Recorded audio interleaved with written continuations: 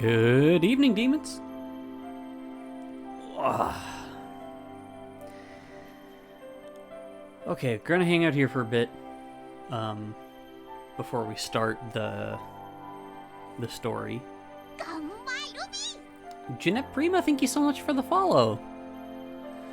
Oh my god. So I learned the worst thing ever yesterday. Okay, not like the worst thing ever, but it was still pretty bad. For the last 11 months, none of my VODs have been keeping the game audio. The only audio that's been... Oh, anime commentary. Oh, hi, nice to see you. Yeah, so people would be able to hear the game audio during the stream, but then in all the VODs, the game audio was not there. For the last 11 months. So I was very upset. And I only realized it last night, which means you don't get to hear the voice acting in Armored Core. You don't get to hear any of the music from Persona 3 Reload. Thankfully, it never affected any of my Ultra Kill streams, because that game's soundtrack is like... If you try and watch the game footage without that music, it's just... It doesn't work. But I fixed the issue that caused that in the first place. Obviously, I can't get all that audio back. It was just never saved to the VOD. But from this stream forward, everything should be fine again. I'm gonna double check after the stream and everything. I'm just... I'm very frustrated.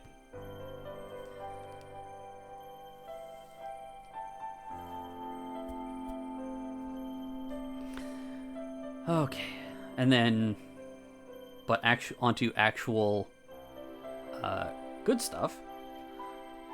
Today is our first Women Wednesday, where we're gonna be reading doing mostly visual novels. I don't know if there's like volume on my computer isn't that great. No worries. What was I saying? Right, yeah, so it's mostly going to be, like, visual novels and stuff. If I ever find, like, a really gay, like, action game, I might do it. I've heard, is it Stellaris? It's some, like, weird, like, spacey horror kind of game, but apparently gets very lesbians at the end. Which I'm interested in looking at one day. But for now, we're going to go jump on over to our first visual novel without a voice. And as of recently, it actually does have voices. Which I thought was really cute in the announcement. What game were I talking about? It's like Stellaris or something. I'm not sure of the name. I don't think Stellaris is right. But yeah, it's apparently some, like, space horror game. Signalis? That's the one. Thank you. That's the one. I think Stellaris is the game that's, like, space RTS. Okay, Signalis, yes. I will probably get that eventually. Top 10 games of all time? Oh, damn. High praise, Lemon.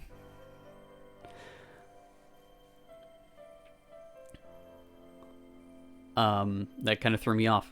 But yeah, so we're going to be... Oh, I'm not on the screen. Okay. So yeah, so we're going to be starting without a voice. I was originally planning, like, I planned this a while ago that I wanted this to be the first one that I did. And then Studio Land, the publisher, announced, it actually has voice acting now. Which, so without a voice now has a voice. Tee-hee-hee. But I effectively know nothing about this story. I just know it was put out by Studio Land, who does, like, almost exclusively false advertising. Fuck the both of you. But yeah, so I know basically nothing about this. So let's get started and see what it's all about. What themes and explicit content?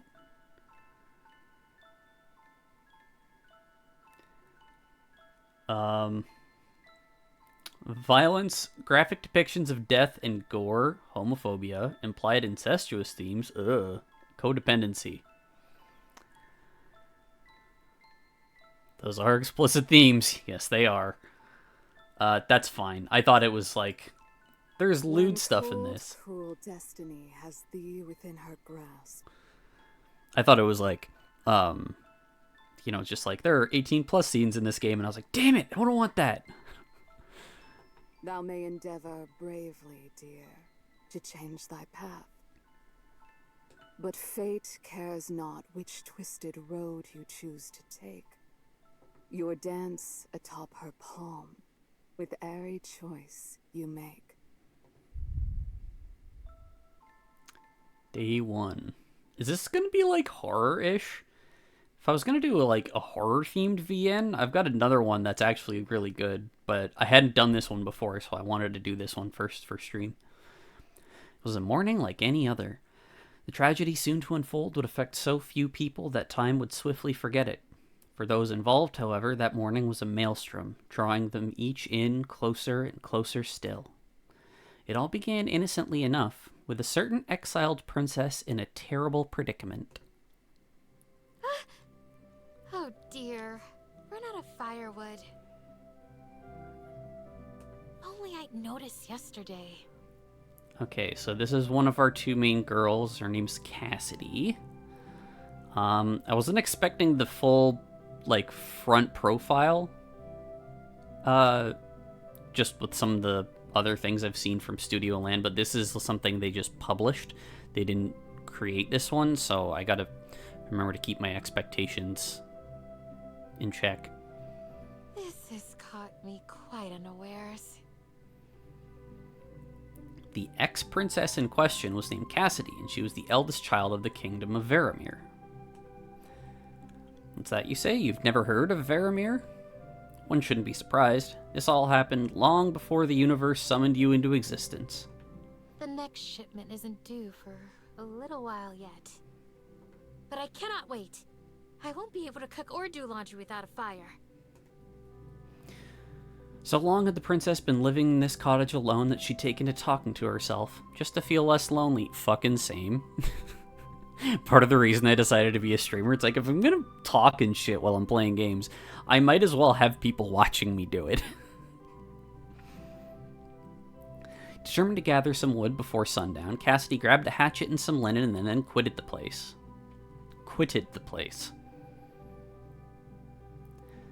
I know it's grammatically correct, but I still feel like it's an odd choice of words. Once outside, she paused, considering for the umpteenth time whether it would be best for her to lock the door.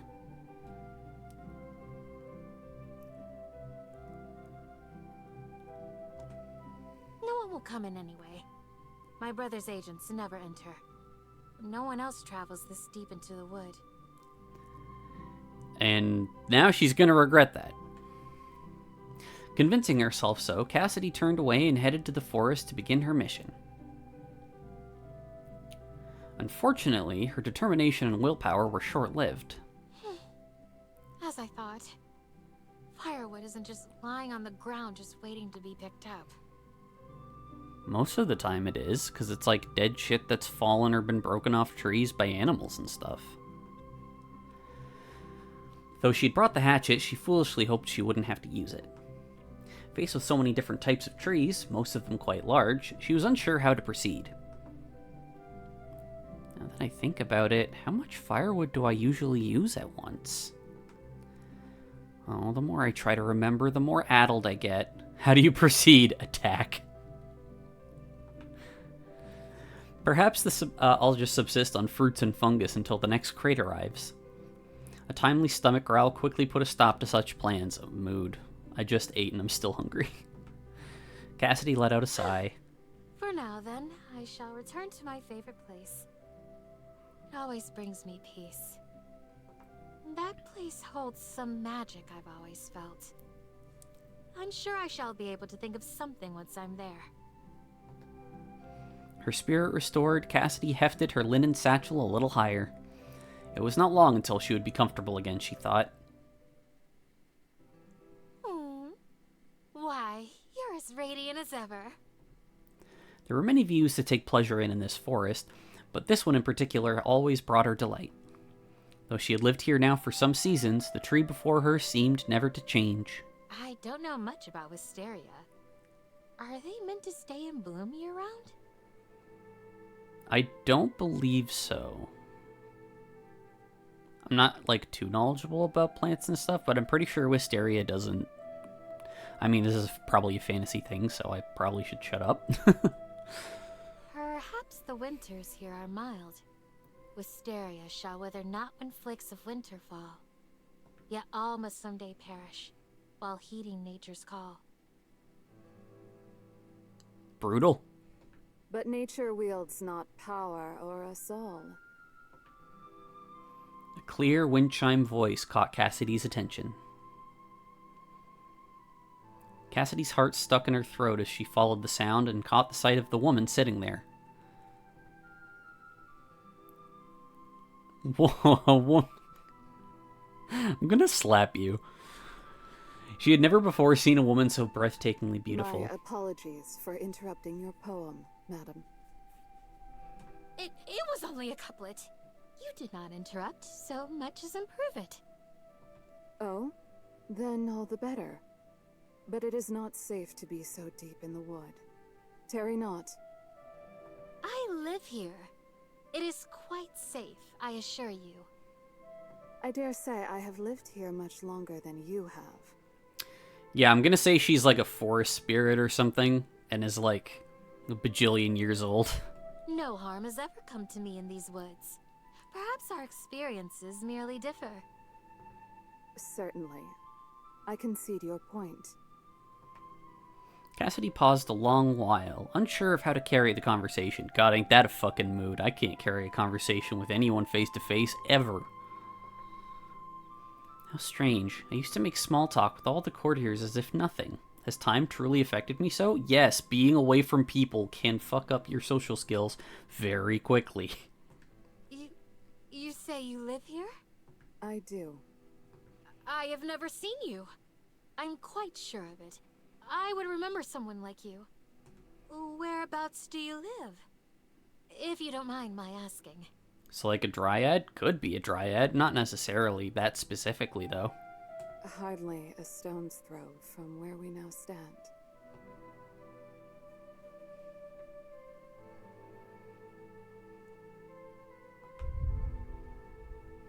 I suppose she does not wish to expose where she lives to an utter stranger. That's reasonable. She seems to be quite on her guard. I envy your view of this lovely place. Do not envy me. What could that mean? How droll. Oh, where are my manners? My name is Cassidy. I, too, live nearby. You may call me Elowen. Cute name. Elowen. What a lovely name. See, they agree. Besides, I was already aware that you live nearby. What? How? I have seen you before, albeit from a distance. You come here often. Oh dear. I must have been making a complete fool of myself. I am sorry that you've had to witness that. Cassidy thought back to all the complaining she'd done under this tree. Just bitching out loud, and this girl's watching like, damn, bitch, shut up. And all the time she'd sullied herself trying to gather fruit. There were many other truly mortifying memories. She stared at the ground in shame. When she looked up, however, Elowen was smiling. Cassidy felt her tension wane. So what brings you back to this place? I wanted to calm myself. Calm yourself? What for? What could possibly cause you distress? What a sour tone. Does she think I just daydream and laze about all day? Many things. I'll have you know that at this very minute, I am on a mission that might mean the difference between life and death. Not incorrect. Oh, and yet you dally here. What could this mission involve, pray tell? I see my presence is not wanted here. I shall return to my search forthwith. Oh, don't be a bitch. Just as she was about to turn away and leave Elowen and the wisteria tree behind. Come on. Cassidy heard Elowen laugh softly. It was a bewitching sound. I see I have offended milady. No offense was meant, I can assure. Really? Truly, I would never wish to cause you pain. Tell me of your mission. I have run out of firewood. Technically a life or death situation, yes.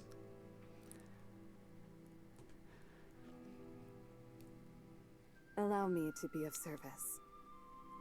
Oh no, I couldn't possibly impose. Please. This tree suffers so much every time you shed your tears and frustration upon it.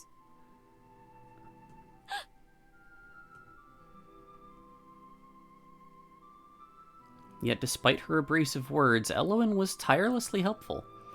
It was she who taught Cassidy to gather smaller bits of kindling to use the hatchet when that proved insufficient. Blech. Speaking is hard. If you wrap these smaller branches together, they shall burn just fine. I see. Oh, I am certainly glad not to have to chop down a whole tree. I was worried about that. She was just gonna go for a whole ass tree instead of taking, like, branches and shit. Yes. Once felled, a tree can never rise again. Take of them their fruit, their branches, but spare them their roots and lifeblood. Lifeblood? Do trees have blood? I get that she's a princess, but, like, how the fuck? This forest is quite old, you know. I wish it would stay forever this way. But man has trouble leaving things be. Maple syrup? True. The disparity between Elowen's indifferent expression, the biting tone of her voice, made Cassidy's heart ache. She must have had a bad experience. We humans are meddlesome things, aren't we? Perhaps I'm making too light of her feelings. I thought that was a rather intelligent thing to say. It kinda was. But, like, I think she also didn't respond because I'm pretty sure she's not human. You truly love this forest. Yes. In fact, I feel that I am part of it. And it is part of me. Literally, woo! How beautiful. The two continued through the forest, gathering wood and passing time with easy conversation. As they walked leisurely, the sun began to sink. So too did the satchel of wood over Cassidy's shoulder sag. It seems that you've gathered plenty of wood now. Surely that will be enough? You're right. Time had gotten away from the exiled princess. Oh, exiled. Okay. Now that their afternoon together was coming to an end, Cassidy was afraid. Afraid and hopeful, which was still perhaps more dangerous still. Then... Excuse me, Miss Elowen? Yes? Might I... That is, might we meet again? Gay? You've no idea how happy I am to meet another person living in this wood. And a woman at that. Yet the expression on Elowen's face showed that she had, in fact, some idea. I was about to suggest the same. Gay? You might find me in this area most afternoons. I see. Then, until tomorrow. Would that we meet so soon, my lady. With that, Elowen bowed and left. Her steps making almost no sound. What a graceful woman. Not just beautiful, but elegant and smart. As she walked back to her cottage, so filled with the thoughts of Elowen was her head, that Cassidy forgot all about her fatigue and the weight of her burden. She certainly is opinionated, but she must have so much more experience living independently than I. Exact opposite of you. Stop. What did I tell you about shit-talking yourself in my chat? I hope I am not a bother to her. And with that, the once princess returned home, blissfully unaware of the roots that were this very moment grabbing hold of her heels and pulling her. What?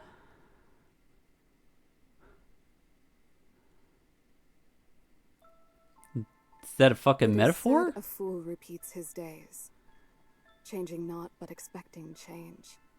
I posit these men are by routine hogtied. They expect not, and are by not satisfied. Day 2. This is seriously, it gets creepier in between.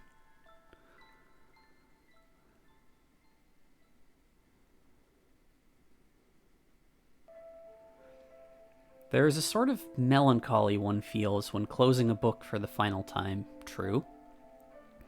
Feeling its last words wash over you as you leave its world and return to your own life.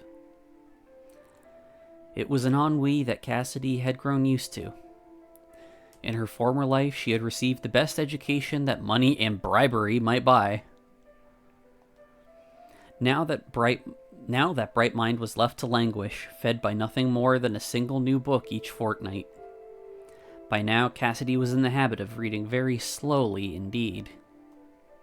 She shut her latest tome and placed it upon the table, next to her half-written letter to her brother. I never sound quite myself in these letters. How do you write from a distance to one whom you once saw daily? And how do you write anything at all when your life has grown so dull?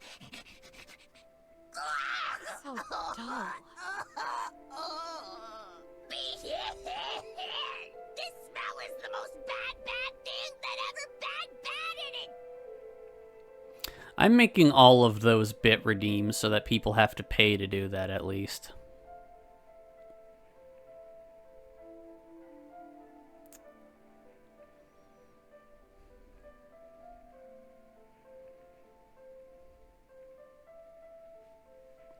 Yeah, I already made one of them a bit redeem.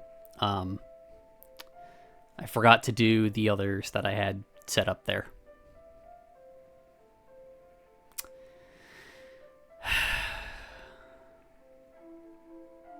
Kind of killed the vibe.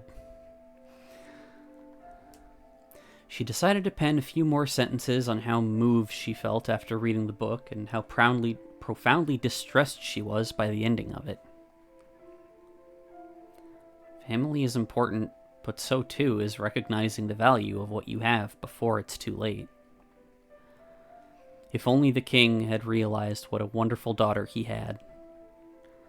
And I hope that you realize how much you are loved by me, your one and only sister. Wait, didn't it say something about 3 princesses earlier, though? She paused, overcome by sheer feeling, and decided to keep that final bit to herself. It was too desperate for comfort, and princesses did not whinge so. No, that won't do at all. How unbecoming. With a sigh, Cassidy stared at the crackling fire. She had more than enough firewood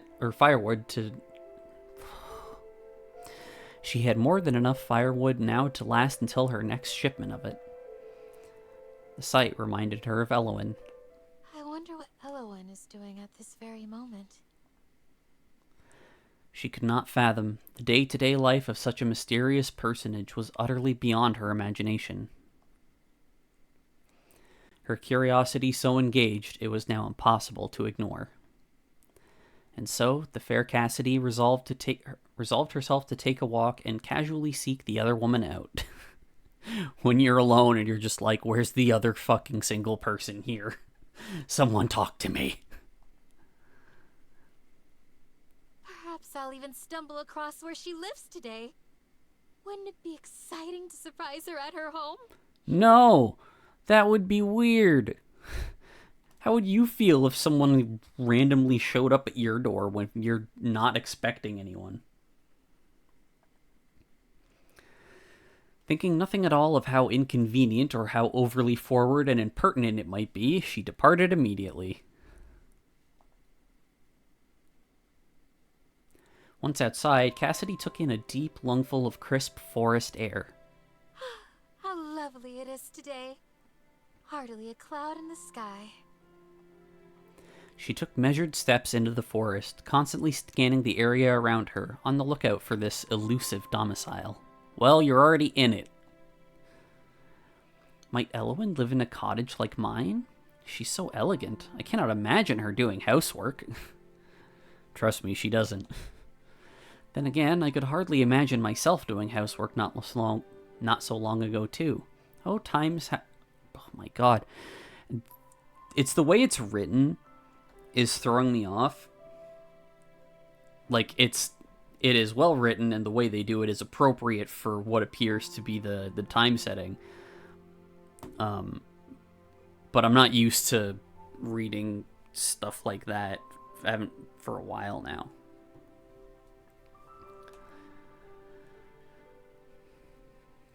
Cassidy reached her beloved wisteria tree before long and easily drank in the sight of it. Or eagerly. Fuck. She ran up to the tree and encircled it with her arms as if meaning to embrace it. Hello, dear tree. You are looking as lovely as ever today. Though a certain someone sits not beneath your boughs this afternoon. I'm telling you, she is the tree. She leaned to one side, then another, looking around the tree and into the forest to see if she might spy a window or the billowing of chimney smoke. Sadly, she could only make out more trees. I can't suppose that Elowen lives in a tree house, does she? I suppose you could call it that. Certainly not. Ha!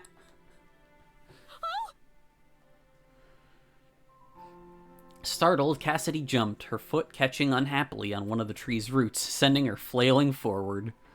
Careful. Elowen's arm shot out at once, her vice-like grip snaring the once princess just in time. Ooh, it's getting saucy.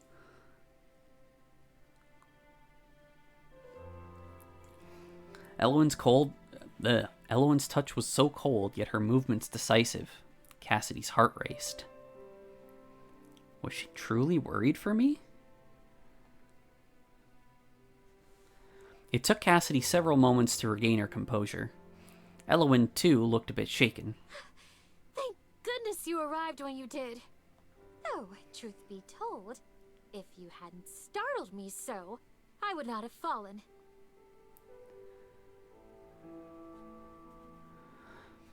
Is that so? I shall endeavor to be less frightening in the future, then. Oh. Oh dear, she may have mistaken my meaning. I was only trying to cover up my embarrassment. Then don't cover it up, stupid.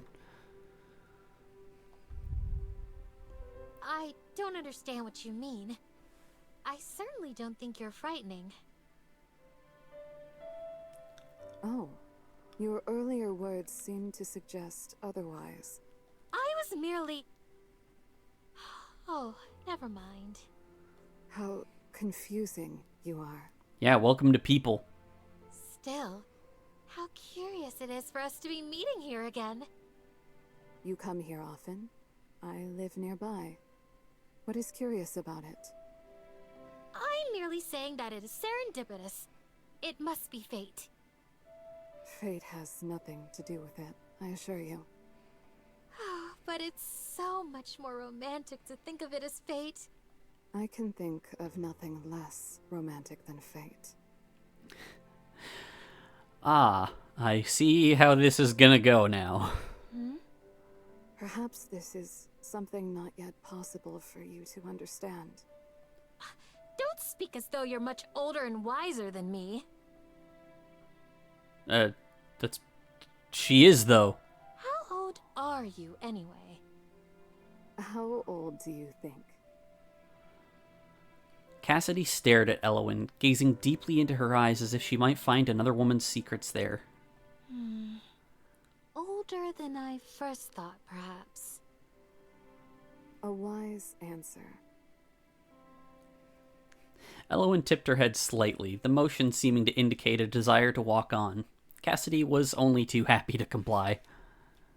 Together, the two women strolled. Their time together was marked by companionable silence. This is what I mean when the English sucks, man. Cassidy, never before a quiet girl, was desperate to fill it, but what conversation might pique Elowen's interest was unclear. She peered shyly at Elowen's face in profile, so striking and noble did it seem. She has the air of an aristocrat. What could someone like she be doing living in the forest? Then again, am I not in the same position? Perhaps it's something she finds difficult to speak of. An icy gust of wind whistled through the clearing, causing Cassidy to shiver and rub her bare arms. The sun will be setting soon, and it will grow colder. Perhaps you should... It was then that the question Cassidy had been ruminating on over all afternoon burst forth. Don't live in the middle of nowhere, people. You will lose your ability to talk to others. Would you like to come to my cottage? That's forward. Elowen appeared quite overcome. Is that... wise? Whatever do you mean? How can you extend such an invitation to one such as me, whom you hardly know? You are entirely too trusting. I'm surprised at you. Two solitary women ought to stick together out in these wilds. Besides, who else have I to invite? That is, I sometimes feel quite lonely out here. Don't you? Wait, hang on.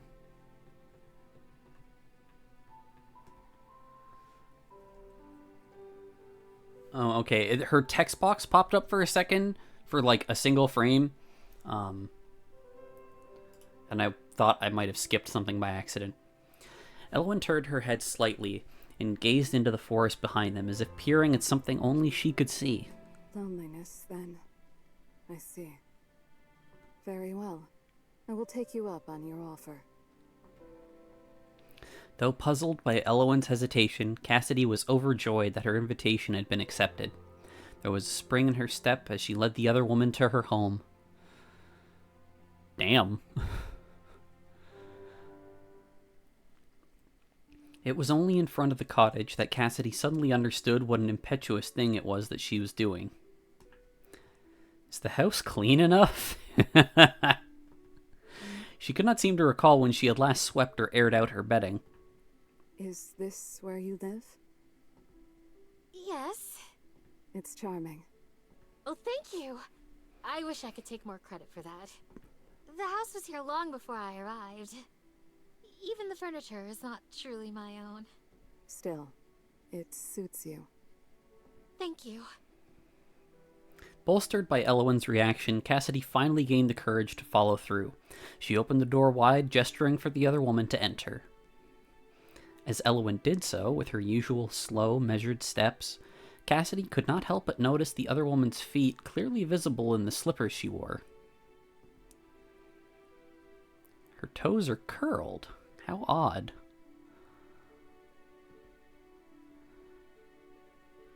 This is not the kind of story I thought it would be. They stayed that way even as Elowen entered the house. Perhaps her manner of walking is not purely for the sake of elegance, but also necessity. Had Elowen some sort of pain in her feet? Cassidy pondered on this and resolved to ask about it when the opportunity arose. It is quite spacious. You live here, alone? That's right. It's not so bad. I don't have anyone to tell me what to do or where to go. I have a freedom now that I'd never known before. Perhaps. But sometimes I believe that being tied down to something is easier. If you don't realize you're being strangled, it's just a pleasant, lightheaded feeling. Jesus. I don't really understand. It's alright if you don't. Elowen walked slowly from one part of the room to the next, her fingertips ghosting over every surface. She looked to be seeking the essence of each object, taking in every minute flaw and deciphering its true nature. Cassidy wondered what Elowen might discover about her if only she allowed it, if only she dared. Oh wow, she is fucking just straight up horny on main. It was unbearably quiet. Just then, Elowen came across the book Cassidy had finished reading. Oh, that's a book my brother sent to me. I get so frightfully bored here that these books have become my sanctuary. I'm expecting a new shipment soon. Your brother? Elowen was silent for a time, digesting that new information. Then her eyes fell on the half-finished letter haphazardly placed next to the book. Cassidy followed her gaze. Eyes wide, she leapt forward to snatch the letter away. How much had the other woman seen? She colored in mortification. Your brother is far away from here. Yes. Is it beautiful? The place where you once both lived? I have not once seen its equal. More beautiful than this cottage prison of yours? Cassidy could not hide her surprise at Elowen's poisonous choice of words, nor could she hide her sudden tears.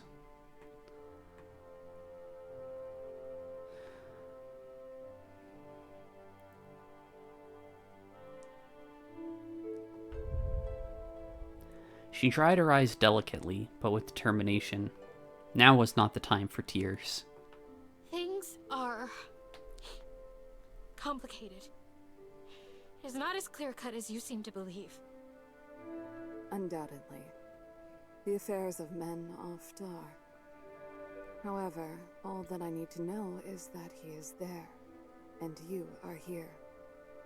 That he is responsible for that difference can be inferred quite easily.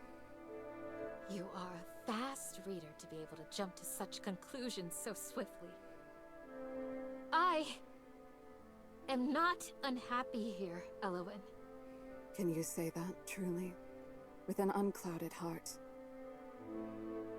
Elowen peered into Cassidy's eyes, and their gazes held like two magnets, pulling each other in closer and closer still. Yet Cassidy could not do it. She could not look Elowen in the eye and tell an untruth. Elowen looked to the window. It has gotten dark. Oh my! How rude of me. I have not offered you tea or any refreshment. Do not trouble yourself on my account. I must away. I did not mean to impose for so long. Oh, you are hardly an imposition. You are kind. And good. Cassidy's face lit up. Oh, the hot girl complimented me. Kind and good things do not survive long in a world such as ours. Yep. Bowing her head, the other woman was out the door and gone, leaving hurt and confusion in her wake. When she looked out the window to glimpse the same view that Elowen had just beheld, what Cassidy saw before her was but bleak uncertainty. Without wisdom or experience, storms shall ill-weathered be. But when you are nearby, dear one, no storms can bother me. I don't like how creepy it gets between chapters.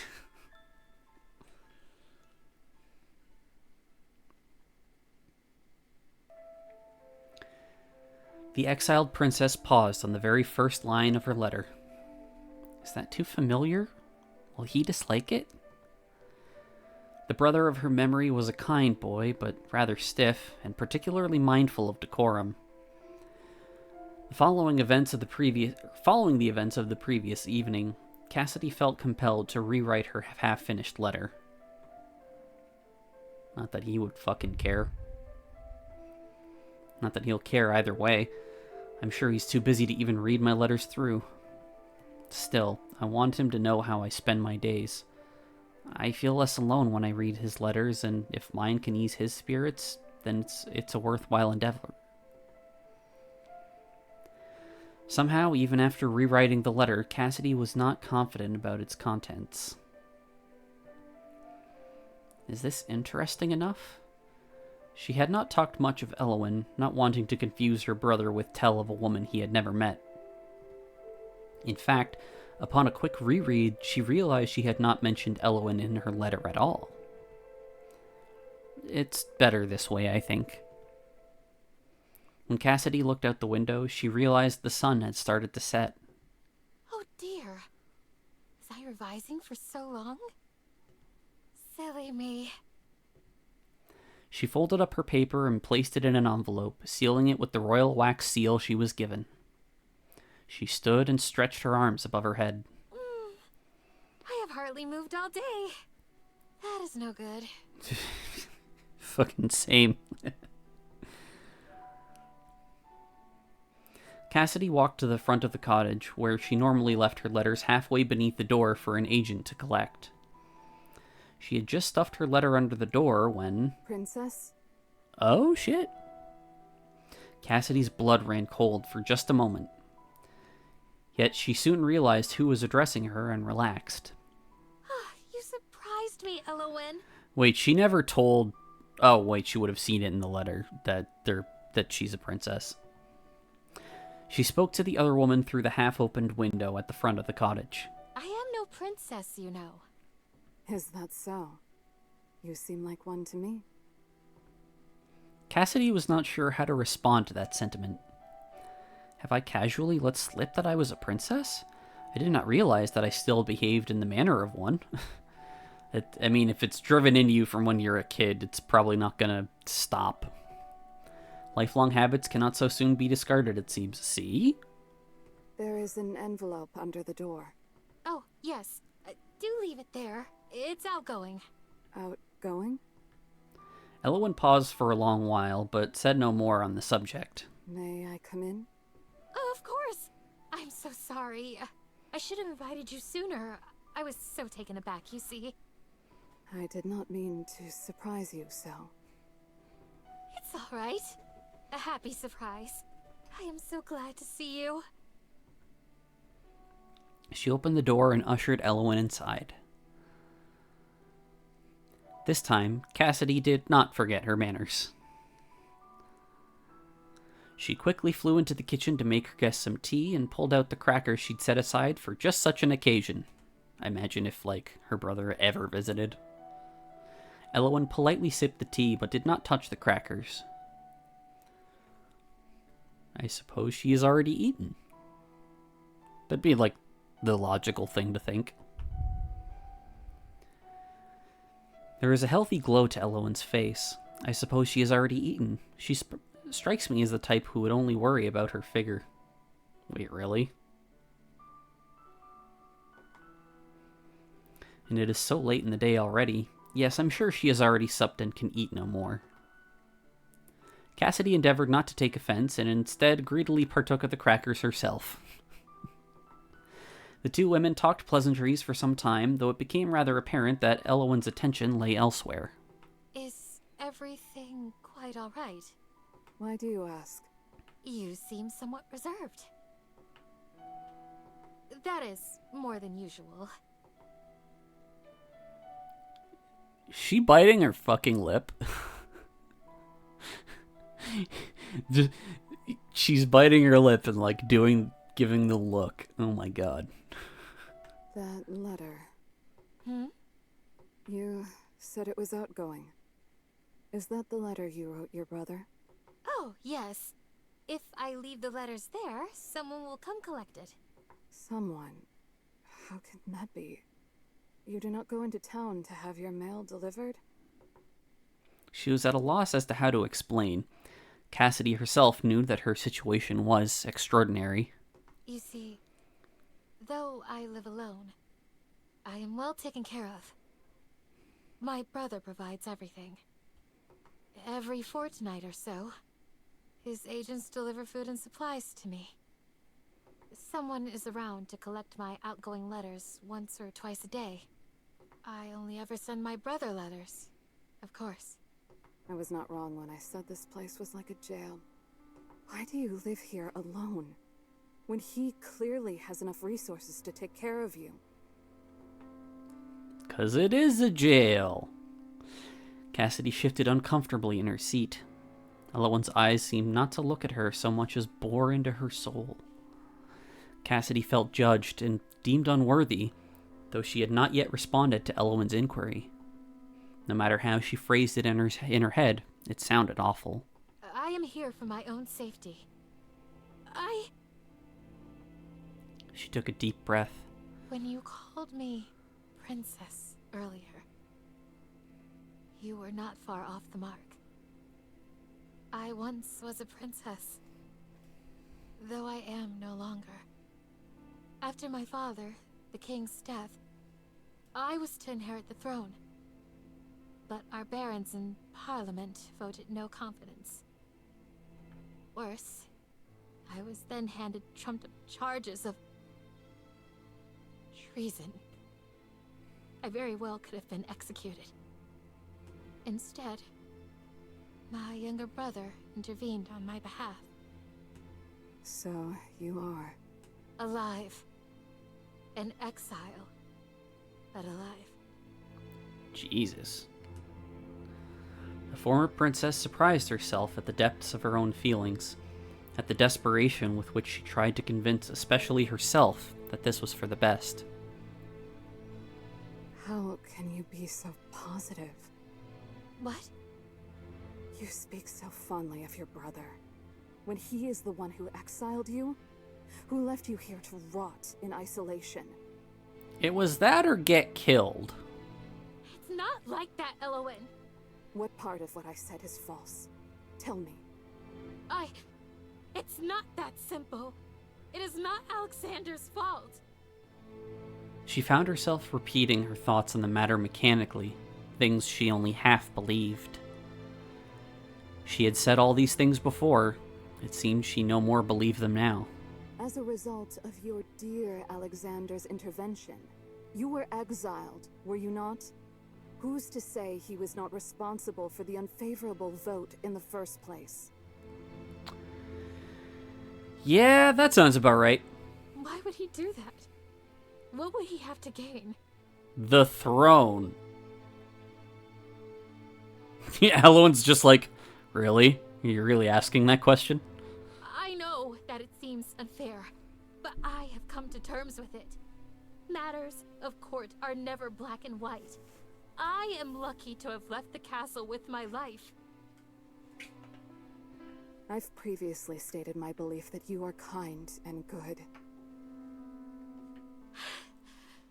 I have now revised my opinion. You are a blind fool. Shit, okay. As I am mute, you are blind.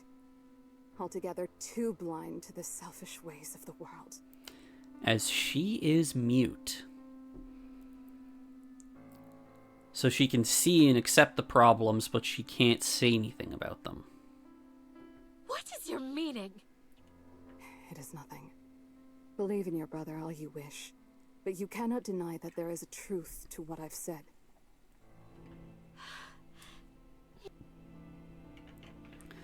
Elowen rose from her seat in one swift movement and then headed for the door. Good night, princess. I am princess no longer. Mock me not, I beg you. Just like that, she was gone, disappeared into the dark.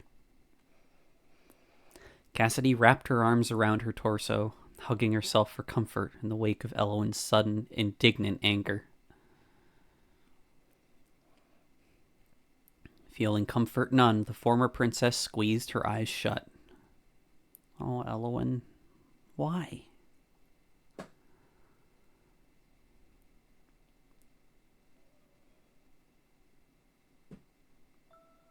There is a treasure that can't be bought, no matter how long it may be sought. It is something priceless, yet free.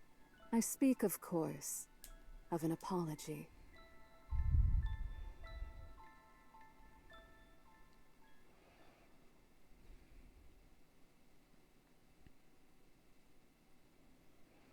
After a restless sleep, Cassidy awoke to the sun's harsh rays. She stretched, arcing her back to release the tension there. Finally, her gaze went to the front door. There was a distinct lack of a letter beneath it. They must have come in the night. How diligent my brother's agents are. You are a blind fool. All at once, the memories of her argument with Elowen nearly knocked the wind out of her. I cannot believe I divulged such secrets to someone I barely know. 'Cause you're fucking lonely. Cassidy was puzzled, both at herself and at Elowen's odd behavior. Yeah, she's, clearly she has reasons for saying this. They may not be good reasons, but she has reasons. Elowen appeared so upset. I wonder if she experienced something similar. Perhaps my blind optimism reminded her too much of it. I'm sure she is only worried for me. I seem to inspire that breed of pity in others. Oof. Saying that about yourself, girl, don't do that. I can understand that. I'm afraid I often come off as quite helpless. I must ask her about her own life. We know so little about each other. It's no wonder she would react that way. One can only draw conclusions based on what one already knows.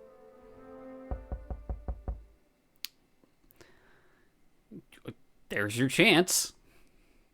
Given how long it had been since her last shipment, as well as the fact that Elowen was far more likely to announce her presence with words, Cassidy could draw but one conclusion.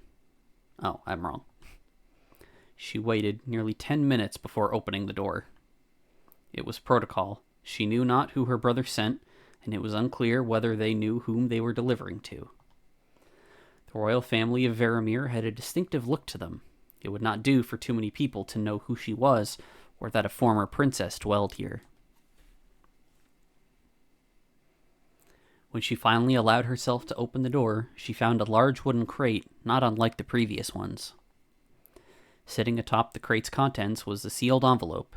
Cassidy instantly recognized the severe cursive. Motherfucker's writing is even described as severe.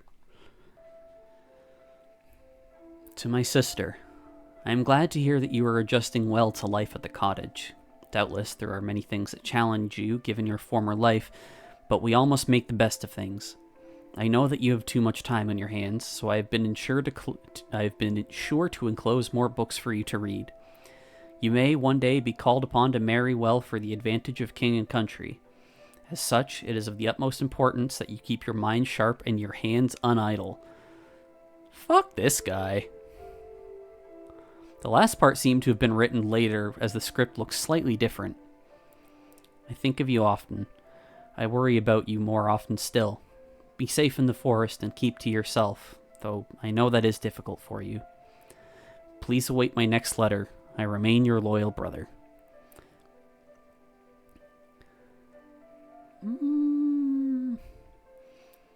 I want to believe that he's, like, kind of innocent, at least. Or is, like, actually doing this to try and, like, protect her from the nobles, but it very still well could be that he's the one who organized the whole thing. She read over the letter many times, trying her best to glean affection from it. Alexander has always been a little awkward. I'm sure the last bit was added with some reluctance, after one of his advisors chastised him for the content of his letter. Also an option. She smiled and ran her fingertips along the part that said, "I think of you often." But then she remembered the sentence about marriage. Could this be the reason he kept me alive? Only to be an advantageous pawn? Very fucking likely. And she's crying. The thought ate away at her, and Cassidy fought back tears. Her brother had never been so blunt about his intentions before. The letter did not raise her spirits as much as letters from Alexander usually did. The implication of it weighed on her. Of course I must be useful to the kingdom somehow. Why else would I be alive? If I can be of use, even as a disgraced princess, don't believe that bullshit. Cassidy sighed. She could not finish that thought. Good. All of a sudden, Cassidy wanted nothing but to see Elowen again. I will seek her out. I must. The other woman's presence would certainly be a salve for her current mood. That was her reasoning, and she swiftly acted upon it. Yes, that was her reasoning. Totally. Believable, 100%. Cassidy set the crate away inside the cottage and then set out. After a long, fruitless walk about the forest, she arrived in front of the wisteria tree. Elowen, Princess? I am no longer a princess. Just because you no longer live in a castle does not mean that you are no longer a princess. Cassidy was reminded of the word marriage once again. Elowen was right. She was still considered a princess, insofar as a princess could be useful. But I doubt Elowen means it like that. A long silence passed between them. Both were conscious, no doubt, of the argument that had transpired between them, an argument they had not yet resolved. I am sorry. Elowen's eyes widened almost imperceptibly, but Cassidy, staring into the other woman's face as she was, took note. I should not have burdened you with my circumstances to begin with. But you were only worried for me. I should have been more sensitive in my explanation. No. Cassidy was struck by the sight of Elowen's soft smile and as she laughed. The former princess's heart fluttered and her brother's letter was promptly forgotten. Need to forget the terrible shit in life? Just be gay. It is nothing. It would seem that I, too, am quite the fool. Oh? The air thusly cleared, the two women were able to enjoy the rest of their day together. They whiled away the time in companionable satisfaction. Companionable. There's too many N's in there, man.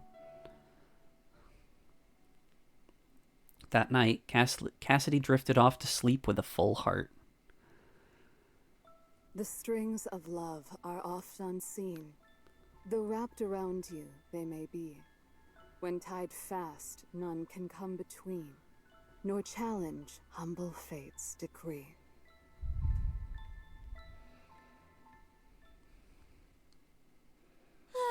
How beautiful it is today. Indeed. Elowen had surprised Cassidy earlier that morning, arriving at her front door without warning. Hey, rhymes. Though Elowen didn't even knock, silly creature. Creature might be the right word after all. I wonder if she would have left if I hadn't seen her and opened the door. The thought bothered her, almost as much as the notion that Elowen might not yearn for Cassidy's company the way Cassidy did for hers.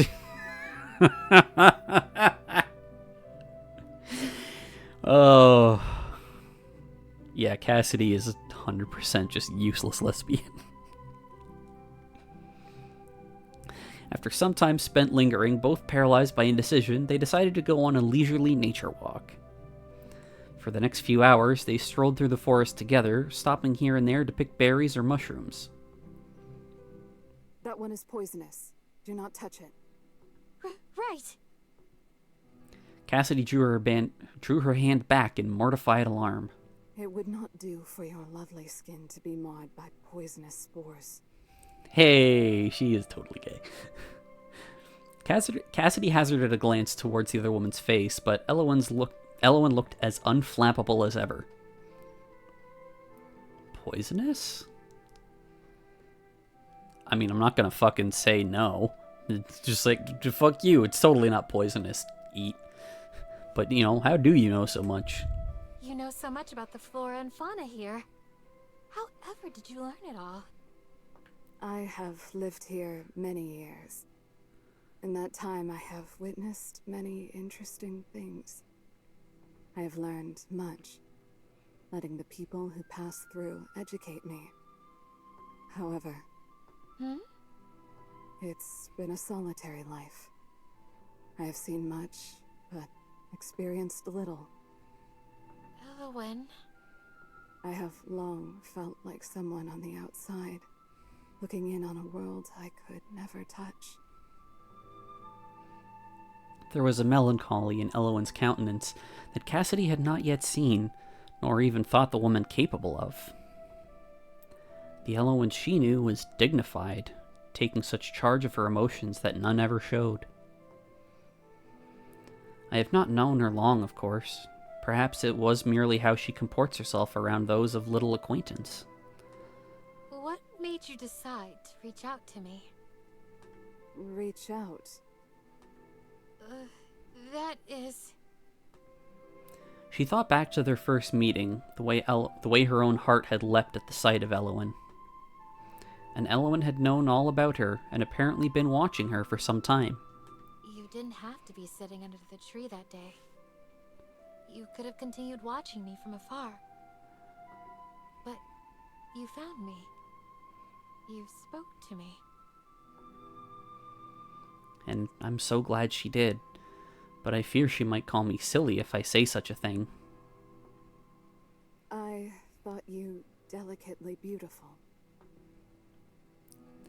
The matter-of-fact way that Elowen said this struck Cassidy. She was flattered, of course, yet part of her was also worried. Beauty was not something lasting. It would be a shaky foundation for any relationship. Fucking true! If it had been a courtier complimenting her beauty, Cassidy might have taken it better. But this was Elowen, a woman of whom she was becoming increasingly fond. Thought? That's past tense, is it not? What do you think of me now? I still think you exceedingly beautiful. But dainty and delicate you are not. Oh. You are far from being the poised princess I took you for. Cassidy winced and her mouth formed a little pout as she turned her eyes to the ground. As I thought, it is to be expected. Someone so graceful as Elowen would, of course, find me lacking. You are not what I expected, but I believe that might be for the better. There you go. Just let them finish talking, don't make any assumptions. Slowly, Cassidy tilted her face up, her eyes growing large with disbelief. For the better? You are always exceeding my expectations. I wonder if the other people I allowed to come and go would have as well, had I let them so near. Allowed to come and go. So it's like, am I gonna let you live in the forest? Yeah, okay. Well... It may be selfish of me, but I'm truly happy you let the others go. I'm glad that I'm the only person you allowed close. I'm sorry. That makes me sound so ugly. Nah. No. No uglier than I. Suddenly, in Cassidy's eyes, Elowen looked so very haggard. She peered through the polished veneer and saw a woman who was tired and hungry. Are you alright? In a blink, Elowen appeared to be the same as always. Yeah, something's wrong with the forest. I am fine. Even so, Cassidy could not shake the feeling that something was off. Are you quite sure? You seem tired. Elowen was silent for a long while. Yes. Perhaps. Perhaps I am tired. Forgive me. I am not used to the midday sun. It occurred to Cassidy then that she had never seen Elowen in the morning before. Could she be something of a night owl? I hadn't supposed it. And here I invited her to walk with me underneath the full blaze of the sun. How thoughtless I am. Elowen, Yes? why don't you stay with me at my cottage tonight? Damn, she moves fast. What? Well, I am worried about you.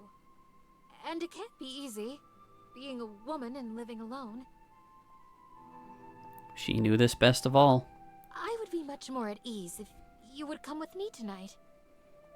Let us break bread together and while away the night in comfort. She really laid it on thick. She was not expecting Elowen to accept. Not Elowen, who had reacted so strongly to an invitation merely a few days earlier. And yet... All right. Really? Would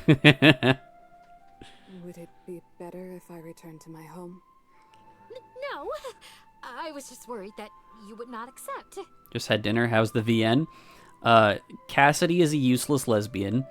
I'm pretty sure Elowen is a forest spirit, and Cassidy is in exile after almost getting killed by, what was it, the fucking Parliament people at her old kingdom, where her brother is now king.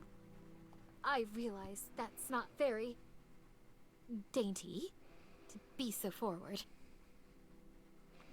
At this, Elowen finally smiled. Cassidy's heart felt akin to an acrobat at the sight, doing backflips and pirouettes in joy. It would be my honor to accompany you. It may do us both some good.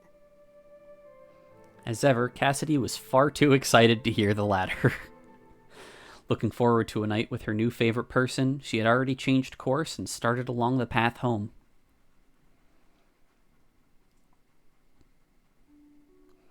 Cassidy closed the front door behind them and went to the kitchen to put away the plants they'd gathered. Is there anything I can help with?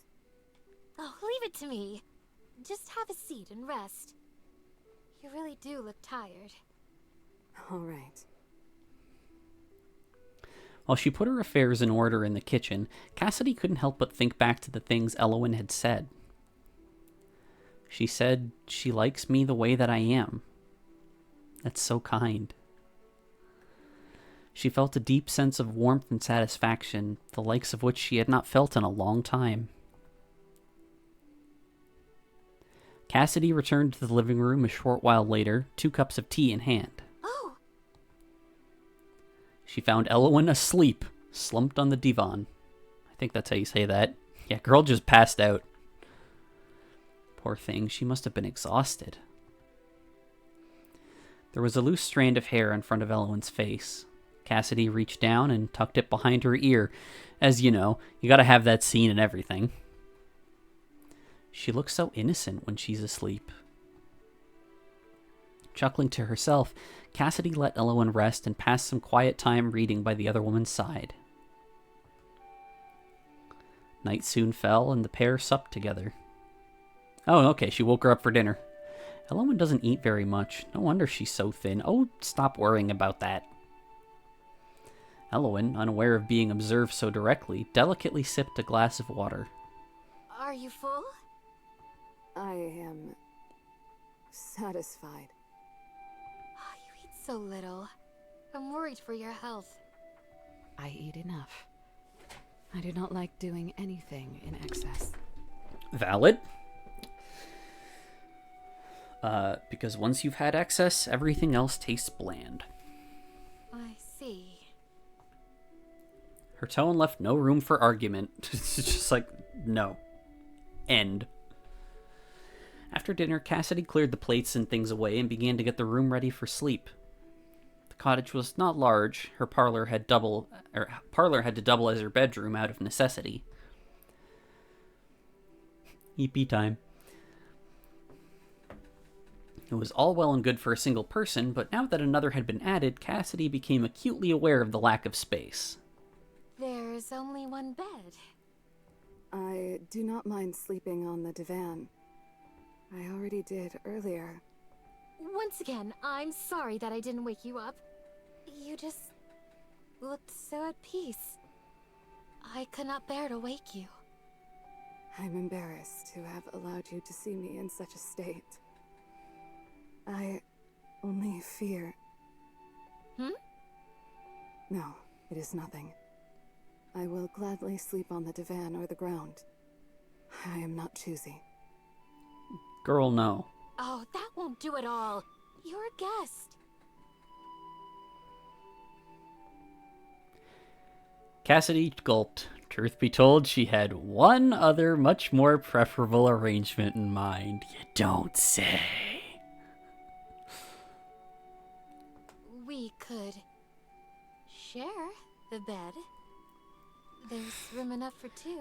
She really just pushes her luck, huh? I notice you do not offer to sleep on the divan.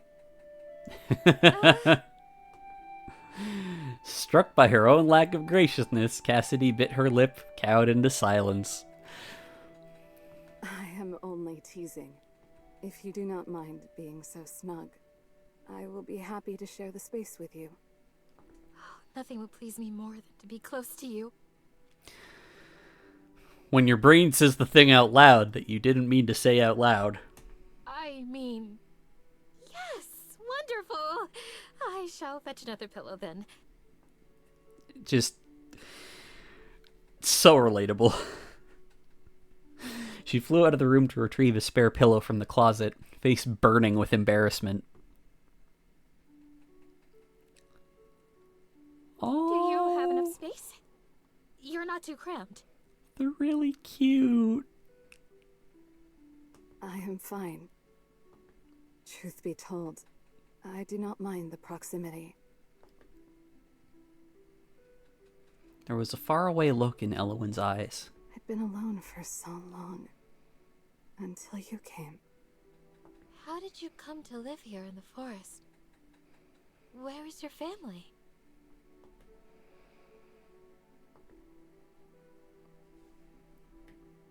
Perhaps she can't say. Perhaps it's not that she does not wish to tell me, but that she can't. She may have some circumstances that prevent her from speaking on the subject. Was it impertinent of me to bring it up? I'm sorry. Is it difficult for you to tell me? It is a trying subject. I'm not quite sure where to begin. She took a deep breath. I have lived here all my life. Once I was not alone, but Elowen paused and sighed. you remember the wisteria tree? Of course! That's my favorite place in the entire forest. Have you noticed that there are no other wisteria trees around it? Now that you mention it. She never had thought about it, but as Cassidy searched her memories, she realized that Elowen was correct. You're right. I wonder why that is. There is an even older wisteria tree deep in the forest. But now those are the only two left. and they are so far from each other. So it is with me. She's just telling her literally what's up. Cassidy found her choice of words puzzling, but nodded. I once had siblings. They have long since departed, so I don't really have family here anymore.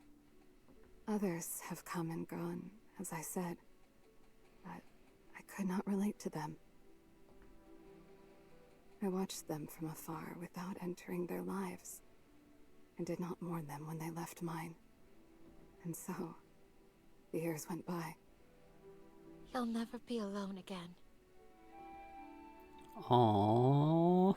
Elowen's eyes widened. Cassidy thought she might start crying, but she only smiled sadly. I see. Cassidy snuggled just a little bit closer to the other woman, as if to show meaning through actions where words might fail. And so they passed the night together, in pleasant company and warm conversation. Aww. When the sunshine blazes down, I soon begin to wish for rain. But when you've gone away, my dear, I soon long for the sun again. This just gives me the creepiest fucking vibes every time.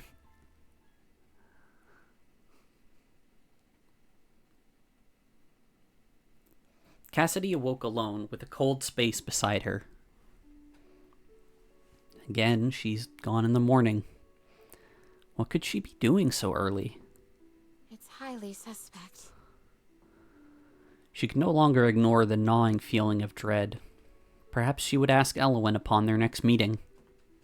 Still, what a wonderful night that was. Each precious memory has been carved into Cassidy's heart. She yawned and slowly pulled herself out of bed. With or without Elowen, she would have to get on with her day. Cassidy hummed a little tune to herself as she cleaned up and prepared breakfast. Sitting down at the table with her bread and morning tea, she glanced at her stationery set left by the vase. A lot has happened. Should I write Alexander a letter? Fuck no. That can wait. I'm more worried about what Elowen is up to now. Though always lonesome before, the former princess's life now felt so much emptier without Elowen's presence. Oh, excuse me. Oh. Sorry, something's stuck in my throat. Though she should be accustomed. Minor spelling error. Though she could be accustomed to such solitude, she could barely concentrate on her usual chores. Maybe it's she should be accustomed to such solitude. Two options. Hydrate. Okie dokie.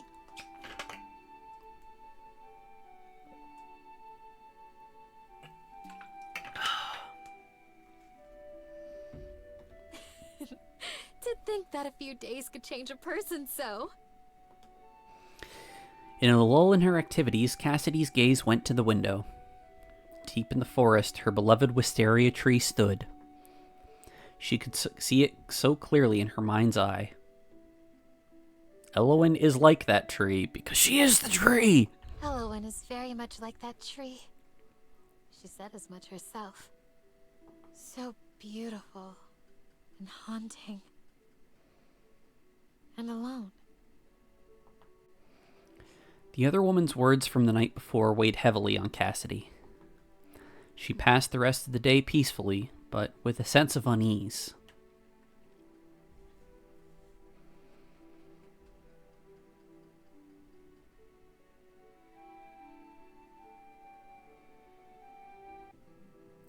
The next day came, and still no Elowen. Cassidy was left with nothing but her own thoughts. And thinking of Elowen perturbed Cassidy greatly. In the last several days, the woman had embedded herself into Cassidy's life like a thorn. I never expected to become close to another person again. She thought about Elowen and the things the other woman had said, the hours spent together that were so few, but felt like an impossible eternity. I never did ask her about her feet. Why are her toes always curled?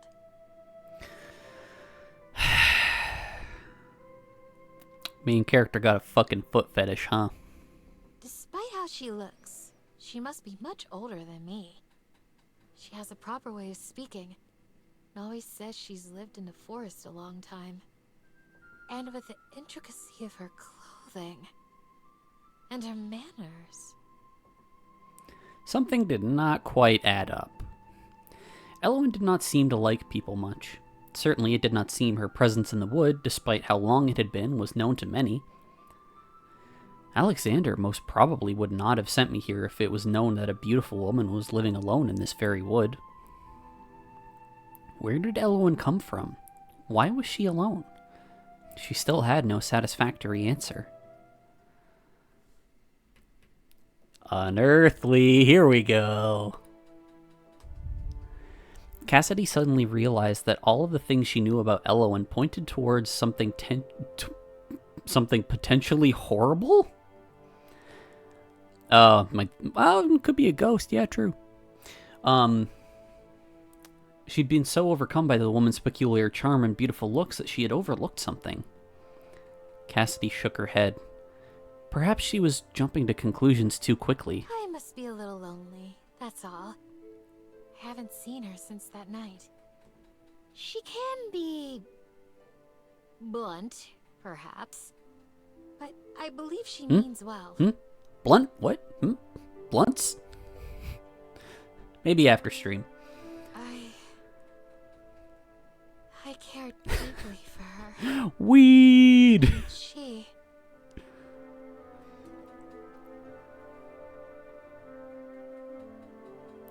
She cares for you too in her weird, ethereal spirit ways. Cassidy's gaze fell upon her latest letter to draft to Alexander sitting upon the table. She had started it the night before after a day spent all alone. Her thoughts naturally drifted to her brother. If I leave here, if one day Alexander allows me to leave, what else awaits me? To marry a man? He knows full well that I cannot bear to do that. Okay, yeah, I'm pretty sure that the Parliament vote of no confidence thing was because she was gay. The lid on the box of her memories slowly opened. Once upon a time in the kingdom of Varamir, a pair of twins was born.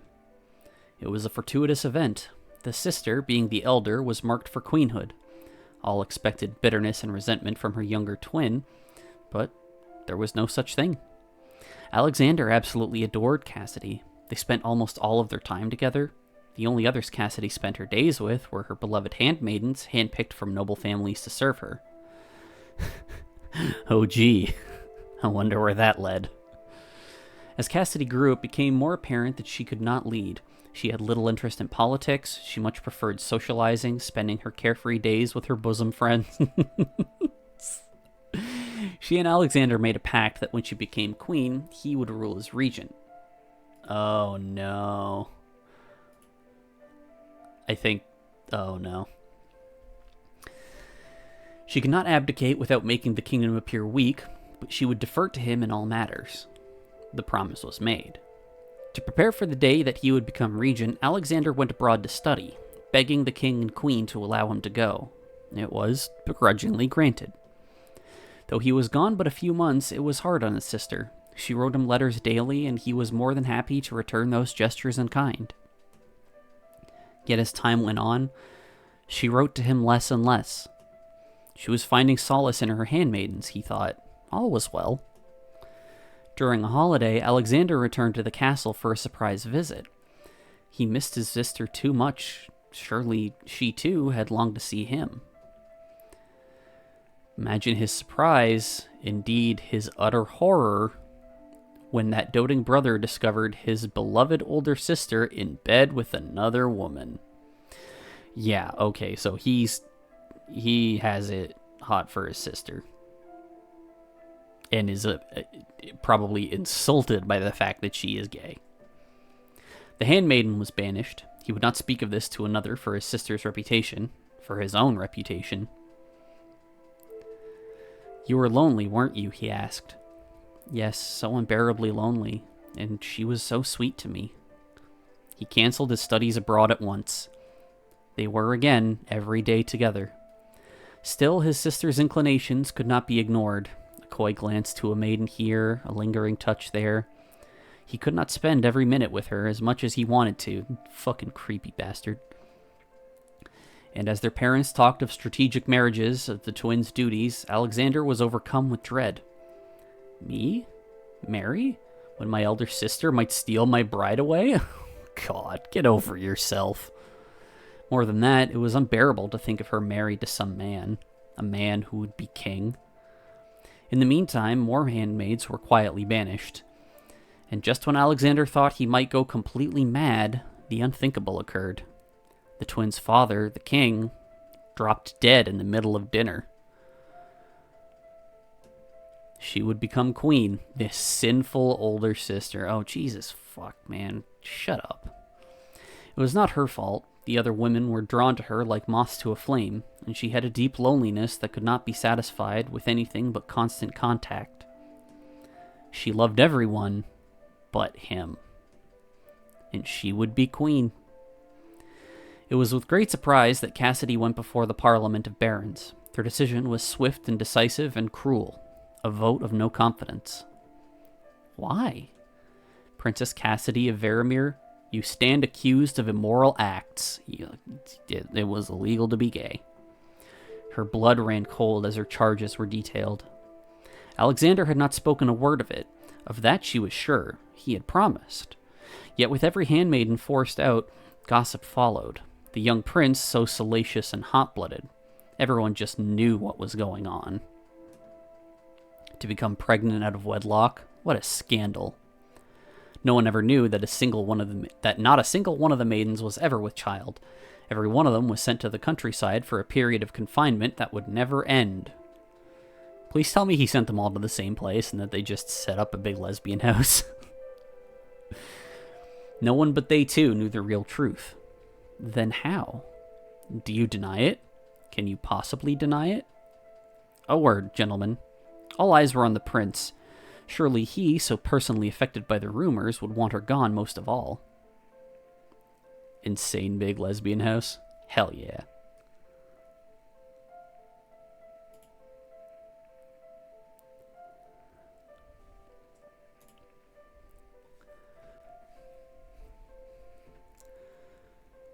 It got caught by the auto mod? Yeah, I don't know why.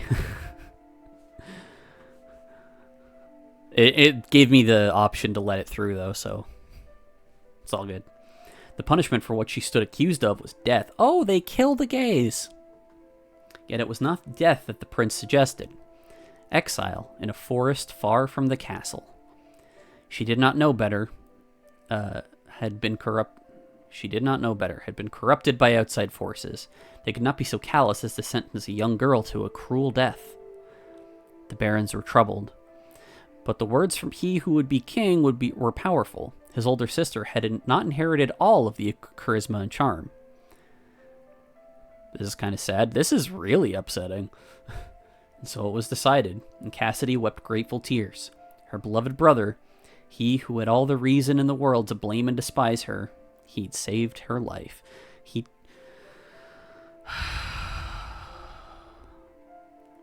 No, I hate this man. Cassidy, of course, knew not of her brother's true thoughts and intentions, but that is no reason for you to remain ignorant of the full truth. Thank you, narrator. Is a political marriage truly my only means of escape? Yeah, but to him. That's what he wants. If I can be useful to the kingdom in any way, is that better? Will my life no longer be considered a waste? Alexander, did you ever... Oh, he did, but in the wrong ways. Is this the precious younger brother that I once knew completely gone? Are you truly the one who has been writing me these letters? One negative thought spiraled into a dozen. She let out a long sigh. Her thoughts had taken her on a not-so-merry chase. If I dwell on these thoughts, there will be no end to them. She brewed herself a cup of tea to calm her nerves and began reading a new book. From time to time, her eyes went somewhat nervously to the window. And so, evening fell. While Cassidy sat on the divan contemplating whether or not she wished to go for a walk, the door to the cottage burst open.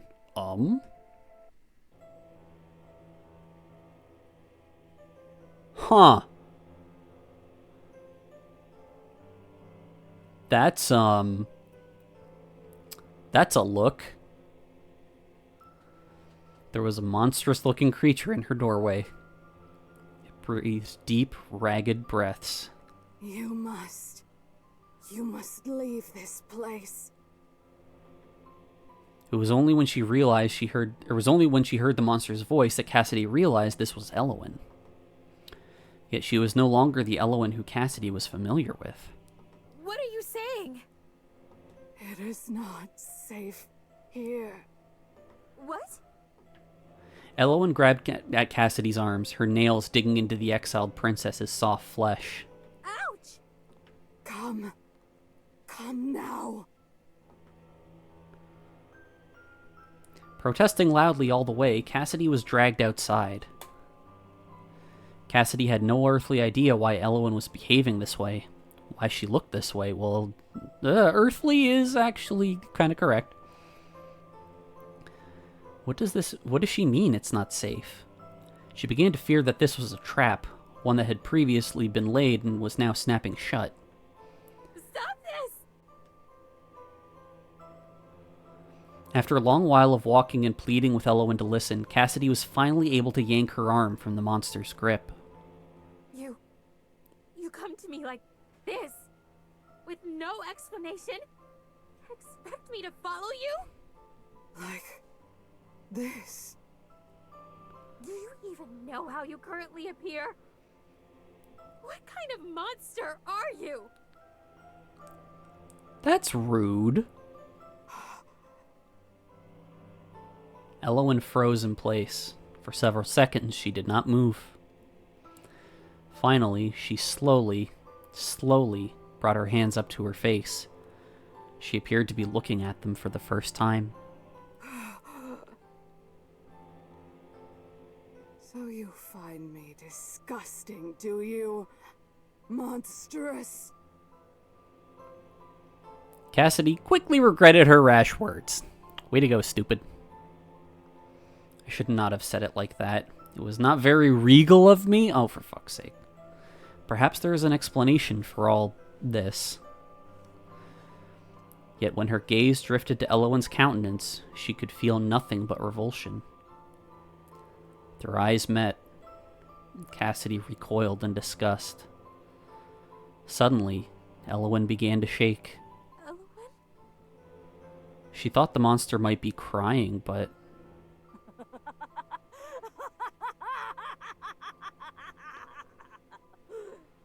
Oh fuck. Elowen was laughing hysterically. She doubled over, clutching her sides as she laughed and laughed. And she looked up once more and met Cassidy's gaze. Her feigned gaiety ceased immediately. What a fool I was to think that you could understand me. Cassidy felt a stabbing pain in her abdomen. It burned. It was agony. She turned her gaze downward and saw that Elowen had impaled her with her arm, now something sharp as a blade. Just okay. That you could love me. I was right.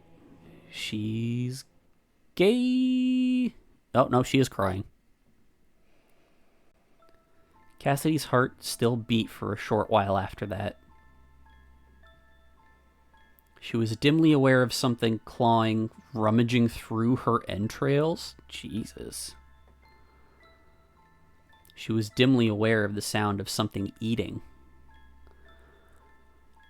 Oh. Where is her heart? She said I must devour it to be free. Who said this now? I beg you, Mother! Release me! This got a lot more fucked up than I ever expected.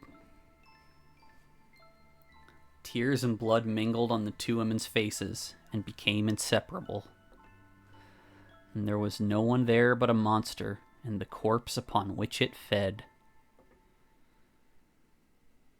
Monster, monster. Where dost thou roam? Hast thou a heart? Hast thou a home?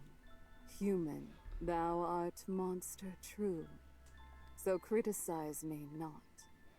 I will chew thy dainty bones and leave thy flesh to rot.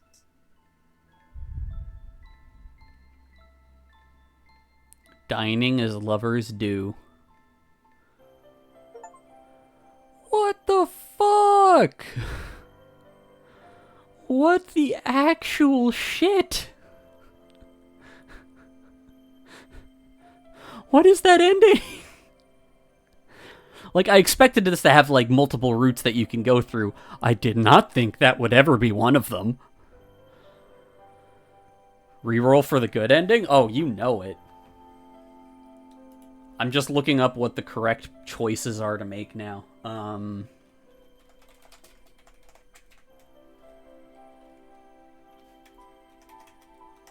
Endings. There are 5 bad endings. 5. That was insane. Yeah, no, what the hell? But yeah, there are 5 bad endings and 2 good endings.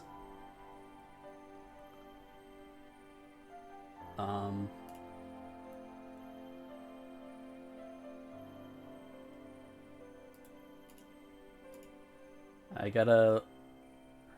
No. That's not it. Oh, here we go.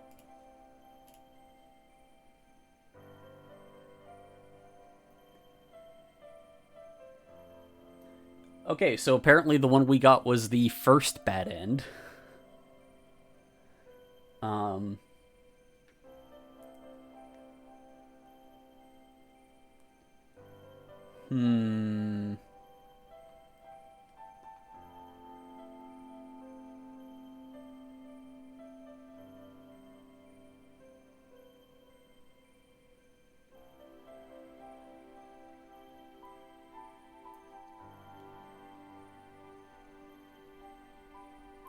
Do I need to...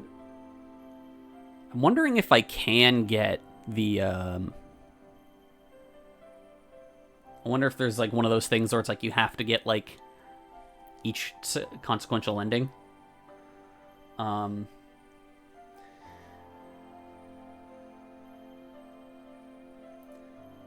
let's try the first good ending.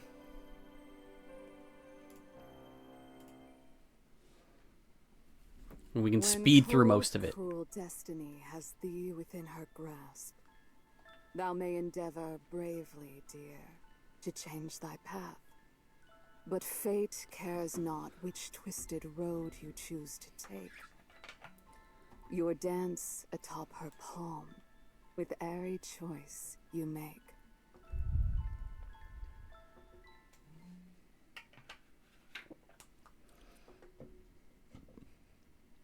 Also, notice now the icon at the end of each sentence for, like, the go next thing. It was white before, and now it's gold.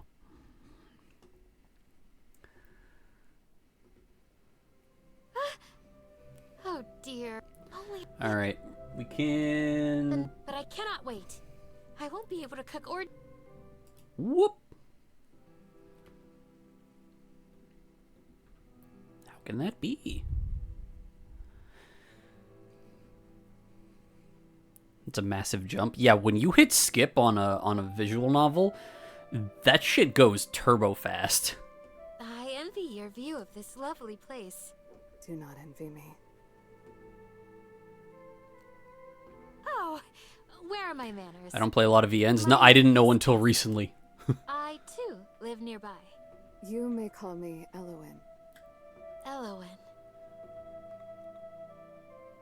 Besides, I was already aware that you live nearby. What? I have seen you before, albeit from a distance. Was Valhalla? You come here often. I couldn't get into that one. But I know a lot of people liked it. Oh dear. I must have been making a complete fool of myself. Alright. We're going turbo speed. She must love trees.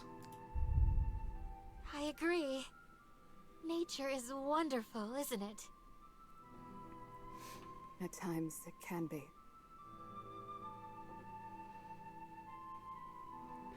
Yeah, what this is rather awkward. What does she mean by that? She means that, plant creatures exist and will kill you for your heart.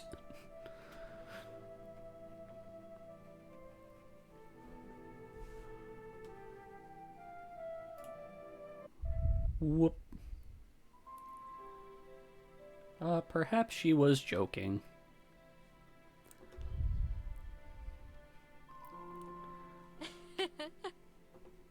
You look much better with a smile. Aww. As do you. Still, how curious it is for us to be meeting here again. You come here often. I live nearby. What is curious about it? I'm merely saying that it is serendipitous. It must be fate. Fate has nothing to do with it, I assure you. But it's so much more romantic to think of it as fate. I can think of nothing less romantic than fate.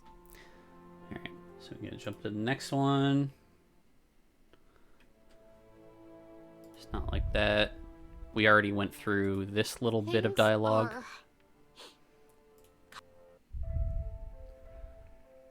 I want him to see me at my... Oh! Back to...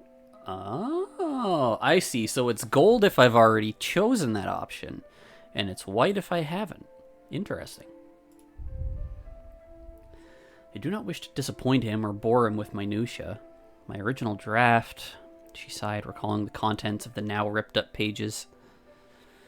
I pined far too much. I would never whine, of course, but my words were drawing near that. I only... Visual novel replay technology is incredible. It is. She was afraid to admit, even to herself, how much she missed her brother. Cassidy finished the letter without much of a fuss. She briefly wrote of Elowen, a passerby, helping her to find firewood. Most of the contents, however, were in regards to the book she had recently finished. Perhaps this will encourage my dear brother to send me more. When Cassidy looked out the window, she realized the sun had started to set. Oh dear. Was I revising for so long? Silly me. I have hardly moved all day. Whoa. What did I do? We can go skip. I suppose she has already eaten.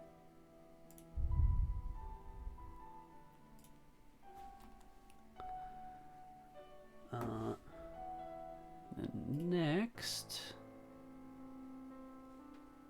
How can you be so positive? What? You speak so fondly of your brother. Yeah, no, When he... I've previously stated my belief that you are There we go. Oh, Alexander, if only she knew you as I do, then she would understand. You didn't get that one last time. There is a treasure that can't be bought, no matter how long it may be sought. It is something priceless, yet free. I speak, of course, of an apology.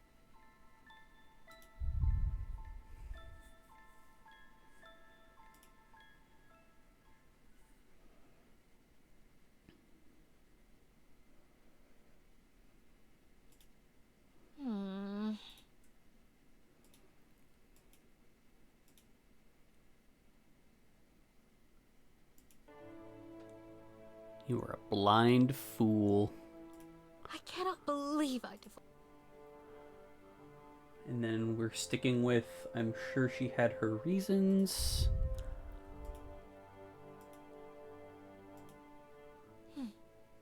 One can only draw.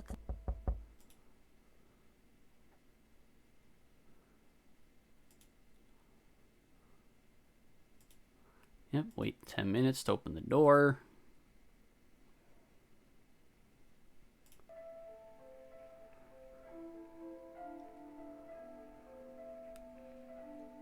Oh boy, how thoughtful.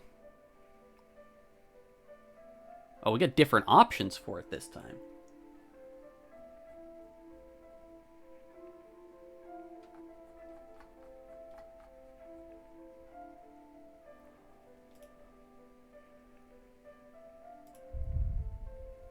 I'm sure that Alexander does not wish me to live the rest of my life here. How thoughtful of him to find some way for me to escape exile. You heard a knock and thought it was coming from outside. Even if it is through political marriage, I must say I'm not very excited at the prospect. Here we are in retread territory. How do you know so much? You know so much about the flora and fauna here. I have lived here many years. In that time, I have learned. However, And we skip again. Oh, yep. Out cold.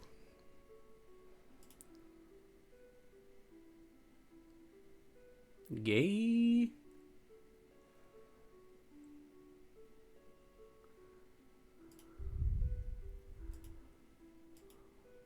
I'm sorry. Is it difficult for you to tell me? it is a trying subject.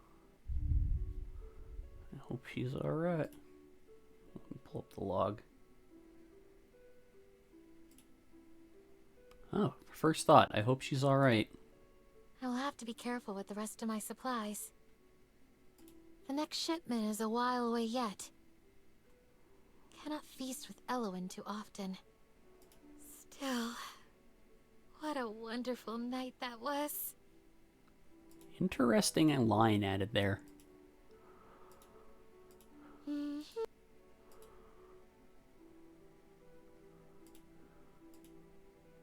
Should I write him a letter? Fuck no. That can wait.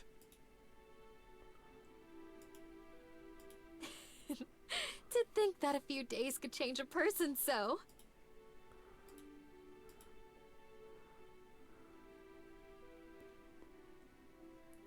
Ah, new bit. I wonder if she is there. I wonder if she is there now.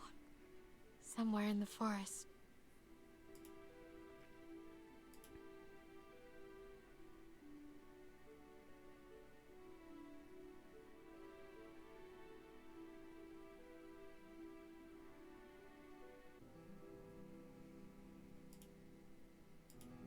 I never expected to become close to another person again.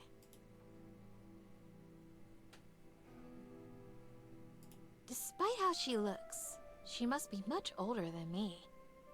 She has a proper way of speaking, and always says she's lived in the forest a long time. Yeah, a real long time. And with the intricacy of her clothing, and her manners. Something did not quite add up. Elowen did not seem to like people much. Certainly it didn't seem her presence in the wood, despite how long it had been, was known to many. Yeah, she might have eaten more people.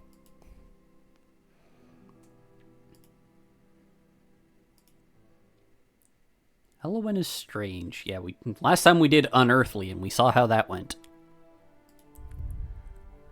She is rather strange. And again, there's nothing normal about my situation either. It only means I have more things to discover about her in the future. Even if Elowen was a tad strange, Cassidy knew that there was more to her than that. Wasn't there? She is capable of joking, though she does not do it often. Her smile is so precious. Gay. She can be blunt, perhaps, but I believe she means well.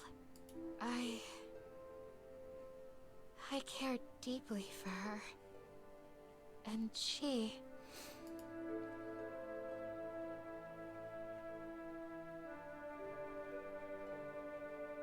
Elowen cares for me.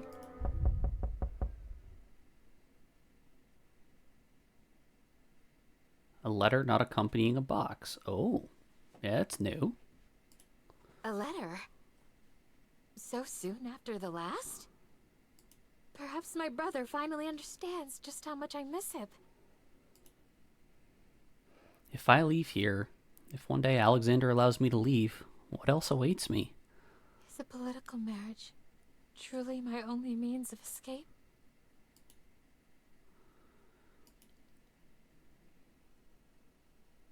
Did you ever truly love me, bitch?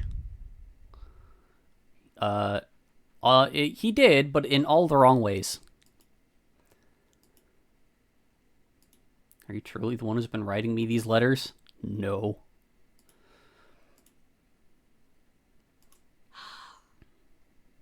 If I dwell on these thoughts, there will be no end to them. She brewed herself a cup of tea to calm her nerves and began reading a new book. From time to time, her eyes went somewhat nervously to the window. But you didn't go and get the new letter yet? And so evening fell. Oh! She frowned at the book on her lap, still open to the boring page she had left off on. I can hardly recall what the book is about. How unlike me. Yet she knew the reason. She was still distracted by thoughts of Elowen. It's evening now. I wonder... I go into the forest now. Might I... The front door suddenly burst open. Please, pardon my intrusion. There is... An army is approaching. I do not like the look of them, and I fear for your safety. An army? Despite her strange appearance, Cassidy knew it was Elowen immediately. Those piercing golden eyes, the long hair. She was alarmed, yes, confused, but the concern that was clear on Elowen's face overtook any other questions she might have. She looks different, but that is her. Those eyes, there must be some real danger. Surely there's some reason for the way she looks. I'm certain she'll tell me, but for now... All right. What should we do? We... Yes. You are with me. The design goes kind of hard. Yeah, I don't know what exactly the situation is for Elowen, but yeah, her design fucks. You... believe what I say. Yeah, why not? I do. I trust you wholeheartedly. Do you... Elowen's breath seemed to hitch, most probably from the fear she felt. The nervousness permeated her entire being. Cassidy noticed this, and having noticed, there was no way that Cassidy could fear Elowen, no matter how she appeared. Do you love me? It was not the response Cassidy expected. But deep down, she knew this was no time to hesitate, to demur. Cassidy looked Elowen straight in the eye. Yes. I love you. It was important that Elowen knew that. I see. Oh, fuck. It, cleared up her treeness. And so the frog has turned back into a dashing prince? Cassidy smiled warmly. Now will you finally tell me what is going on? These bitches gay? Oh, turbo gay. Good for them, good for them. Oh, the army. No, not that. About you. Yes. You deserve an explanation. Okay, do it while you run. I was, until but a few days ago, a wisteria tree. The same one you often visited. Oh, okay. So she just straight up was that tree. I have lived in this forest for hundreds of years, mostly alone. At some point, I developed a spirit. I was able to observe the beings that passed through my life. Damn, she gay for a tree. Many humans came and went. I was lonely, but I was all right with the way things were. I was a tree. They were not. I was not to interfere in their lives. What changed? You. You. See? You and your silly ranting, your singing, your awkward couplets. That sad look you got in your eyes as you gazed at the horizon. I was smitten. You made the tree so gay for you that the tree became a person. That's pretty stellar. Even after you realized that I wasn't so dainty as you believed? Yes. Perhaps I came to love you even more for all your flaws, though I do not see them as such. I had to speak with you. I had to become human and be with you. I was consumed by that wish. And then one night, a little voice whispered to me, "Will you strike a bargain with me? If you fulfill the conditions, you can become human." Who was it that whispered to you? I'm not sure. A god, perhaps, or a demon. It mattered not. I took the bargain. I was given 7 days. In 7 days, if you fell in love with me, I would become like you. Aww. But in that time, I was neither tree nor human. I was not given human emotions. My human-like legs caused me great pain. Oh. With each step, it felt as if I was treading upon knife points. And every morning, I needed to take in the purest of sunlight to survive. Ah, that's why I never saw you in the morning. Okay, I'm loving this, but there is an army approaching, is there not? Yes. Cassidy was tempted to ask Elowen more, especially about the other side of the bargain. What would have happened had Elowen failed? You'd get murdered.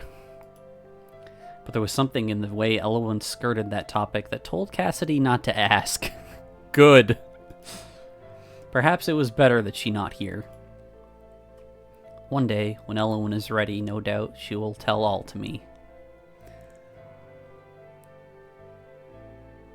I missed the differences. Okay, so instead of calling Elowen a monster when she shows up, we just, like, accepted her for who she is, and she started explaining the whole, like, deal with herself. So she was the tree, and then was given a deal by some sort of unknown god or demon or whatever. And that if, Elowen in a human shape could, get Cassidy to fall in love with her within 7 days, she'd get to be fully human. But there's also an army on the way. So when she, knocked at the door before and said, "This isn't safe, you need to come with me," she explains it this time. There's a fucking army on the way. They don't know why they're passing through, but they both know it's not safe, and yet they're still here talking. There's something else still to consider now. Oh, you said that there's an army approaching. Thank you! Yes. The morning after I spent the night with you. Gay! Suddenly Cassidy, too, was embarrassed. That morning, as I was leaving, I noticed a man crouched outside your cottage looking in. Oh, fuck. Ah, he must have been one of my brother's agents. This does not bode well. I am not certain that my brother will act so quickly. But the Barons... Perhaps, in their eyes, I have outlived my usefulness as a political pawn. Those soldiers may be coming to bring me back to the castle. By force if necessary. Oh dear. You do wish to return home, do you not? No, because they treated you like a criminal just for being gay. Cassidy laughed in self-derision. Had you asked me that a week ago, I undoubtedly would have said yes. However, I cannot return to Veromir. There is no Elowen there. Alexander would never allow you to come. Phrasing? Fear we would never meet again. Cassidy. It was the first time Elowen had said her name.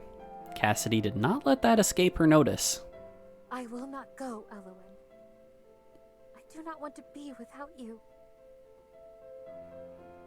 All right. There is only one thing we can do. She explained her plan to Cassidy, who accepted it with a few adjustments. The soldiers arrived the next day to a frightful scene. Oh, please tell me they made it look like she's already been killed. In front of the house, Cassidy lay sprawled on the ground. There was blood everywhere, a knife protruding from her abdomen. Wait, the fuck? A group of soldiers inspected the body, leaning in for a closer look. What is the meaning of this? The princess is dead. No doubt oft by the lover we heard about. The harlot deserved no better. Fuck you guys. Still, I do not envy the man who tells King Alexander the news. Not it. It was well above any of their pay grades. True. Do the absolute bare minimum, boys. Once their investigation was complete, they left the place. Cassidy inhaled the biggest gulp of air in her life. That was close. I thought my heart would stop. She heard Elowen laugh from nearby. What the fuck? It's not funny. I never dreamed they would get so close. Still, it's good that they did. Now there can be no doubt in their minds that you were deceased. The only question is, what shall we do if they come back? That is precisely why we must now enact phase 2 of my plan. Your plan? It was Elowen's plan. Come now, let's not split hairs. Phase 2 is entirely my idea. Of course, as I have not heard of it. Phase 2? We go on a trip! Oh, that's cute. A trip? Yes! You have never been anywhere but this forest, correct? Well, that is true. Baby's first vacation. Wouldn't you like to see the world with me? And once we've had our fill, we can return here. I'm sure after enough time has gone by, they will be fully convinced of my death. There will be no reason for my brother's agents to return, and we can live here in peace. Yes. Yes. I must say that sounds absolutely lovely. Cassidy took Elowen's hand in hers. Elowen, you know, all my life, I only did as my parents wanted. And as Alexander wanted. Live together in peace, and her I brother had can live in resolved piss. myself Yes, to he being trapped can. Forever. Yet now I am able to do as I wish. It is all thanks to you. You are mistaken. If not for you, I would still be a tree. It is I who must thank you. If we can argue about who is more grateful to have met whom, I believe we are happy indeed. Aww. Yes. Yes, you are right, my dear. Gay. So the two ladies set out on a grand adventure. They journeyed to distant lands and saw many new things, met many new people. It was the trip of a lifetime. And once they found themselves sated of the world and their travels were through... Are you quite sure that the recipe calls for these small peppers? I do not recall such a thing. See, this ending is better? What, this ending is better than the one where Elowen fucking rips Cassidy's heart out and eats it? Totally. Huh, yeah. You don't say. I am sure, my love. Look. You can make as many adorable noises as you want. I shall not relent. One day you will have to get used to eating dishes with some spice. She likes white people food. Literally nothing more romantic than literally taking her heart, TBH. True. And no saying, only a kiss from you can relieve my sore tongue either. That's a good line. I would never.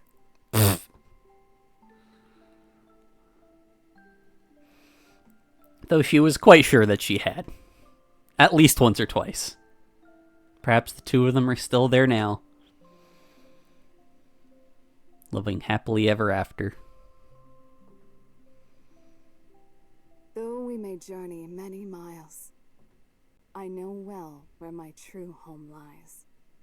By your side, where I remain, to watch with you every sunrise. Gay! They kissing.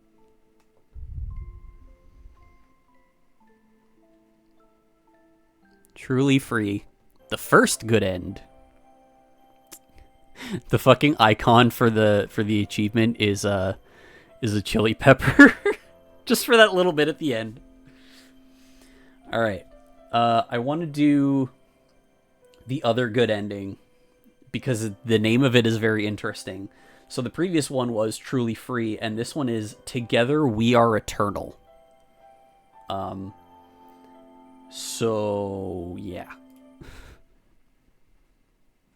When cold, cruel destiny has... Okay, I'm sorry. We are skipping away. How can that be?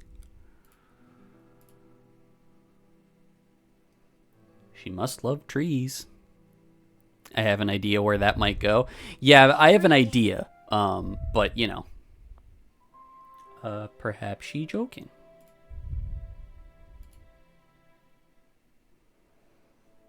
It's not like that.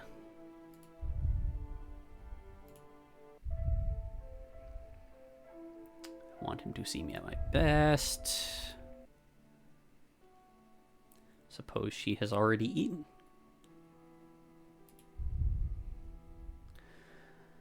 I'm sure she had her reasons. How thoughtful.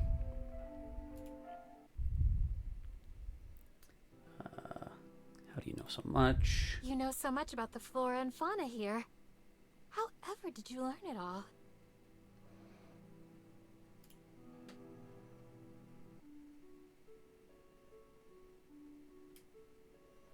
Perhaps she cannot say. I think this is like my favorite like scene art out of everything we've seen so far. It's adorable. She's like, this is my idea, and yet still the gay panic.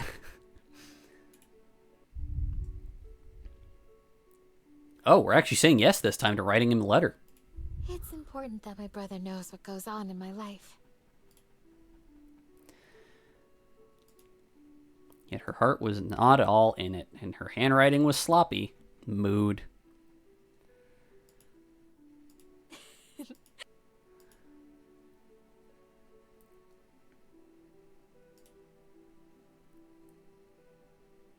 I wonder if she is there. I wonder if she is there now.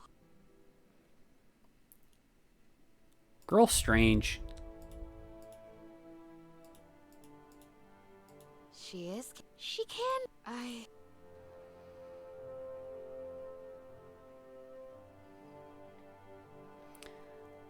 Alright, yeah, we can still say this one. A letter? So soon after the last? I did send him a letter yesterday, but it is not possible for him to have read it and replied already. Right? Perhaps my brother finally understands just how much I miss him. No. If I leave here, if one day Alexander allows me to leave... Is a political marriage truly my only means of escape? How long must I stay here? Alright, and we are locked in for the final good ending.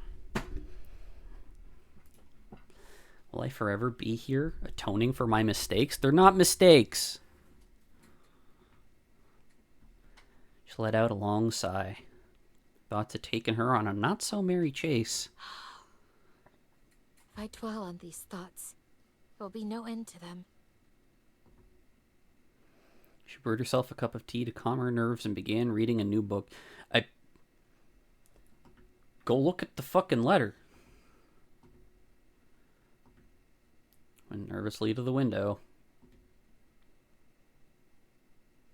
Took a sip of her tea and then sighed. I've been dwelling on this all afternoon. Even so, she could not lie to herself about the source of her concern. I haven't seen Elowen in nearly 2 days. Such a short time, but it weighs heavily on me. She looked out the window to the forest. Perhaps Elowen was somewhere out there.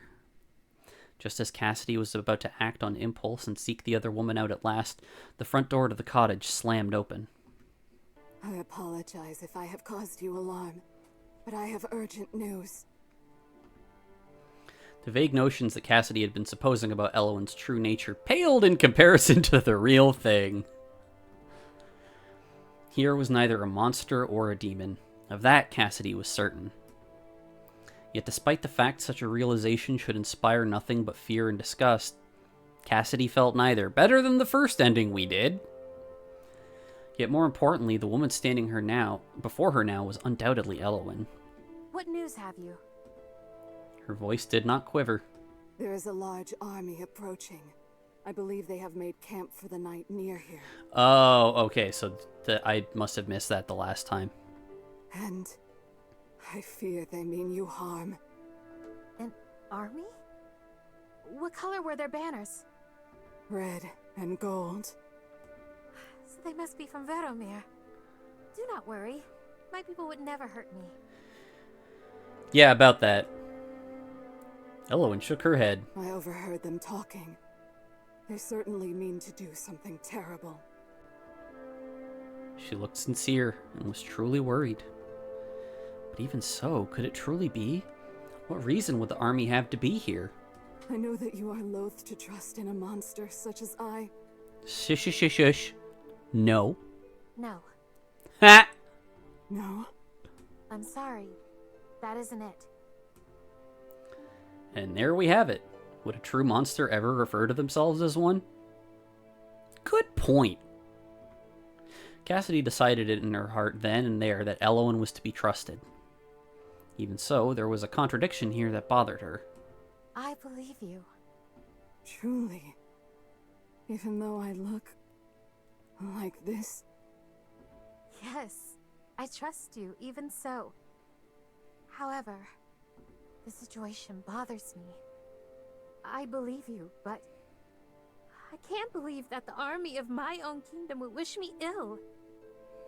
For if they are here, it must surely be because my brother, the king, sent them. And for Alexander to betray me, I simply cannot believe it. Yeah, well... In her heart, he was always her beloved brother. Your brother is the one who put you here. Do not forget. How could she have forgotten such an important fact? Cassidy hardly knew. She forgot everything else because the gay put her brain on the fritz. No, I didn't forget. I simply grew accustomed to this life.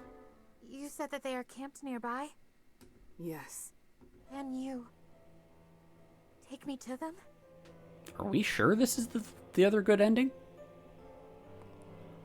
Elowen nodded grimly. I understand. Perhaps that will allow you to come to terms with everything. Even so, I do not relish the pain that doing so will inflict upon you. I am ready. Cassidy said, clenching her fists. The two women made their way through the forest. Not long ago, they wandered here together. Those had been such carefree days, feeling far more distant in the past than they had right to. Once this matter is dealt with, we will have those innocent days once more. Declaring so in her heart, Cassidy followed closely behind Elowen. Soon they reached the camp. Cassidy and Elowen hid behind trees and in bushes as they approached, careful not to make their presence known. There were at least 24 soldiers camped there. Is this really such a good idea? It doesn't matter if it's a good idea. Orders are orders. That sounds like bitch talk to me. But still. The soldiers were talking amongst themselves when a tall figure emerged from a tent. Cassidy would recognize the person anywhere. In her shock and anger, she gripped Elowen's arm tightly. Elowen turned to look at her. Your brother. She mouthed the words. Cassidy nodded. I understand that it may not seem chivalric to some of you. Worry not. I shall be the one to dispatch my sister. It is my duty. He said duty. And make no mistake, this is for the good of the kingdom. It will silence the opposition amongst the barons and eliminate our kingdom's one exploitable witness. Witness? It may be difficult, but it is the right thing to do. Witness for what? Alexander spoke the words in a calm, cool tone. Dispatch. Eliminate. They were such harsh words that they stuck in Cassidy's mind. So Alexander came himself, and not to visit, not for my benefit, not even to help me. He came to kill you. Cassidy was overcome by a feeling she had never felt before in her life. Rage. It was an indignant rage, an all-consuming, angry sort of despair. Once she had loved him. This was her twin brother, one whom she'd entered the world with. She would have given him anything. Except her life. As Cassidy gripped tighter onto Elowen's arm, the other woman began to change. Her appearance softened, became more and more human. Whatever essence was tainting her seemed to be draining away. And instead, that same essence... So, this was also an option. Oh. Elowen muttered to herself so softly that the exiled princess did not hear. Then she spoke louder. Cassidy, Yes? shall I help you wreak your vengeance? Oh, hell yeah! Can you? Yes, but you must stay with me. Damned as we may become.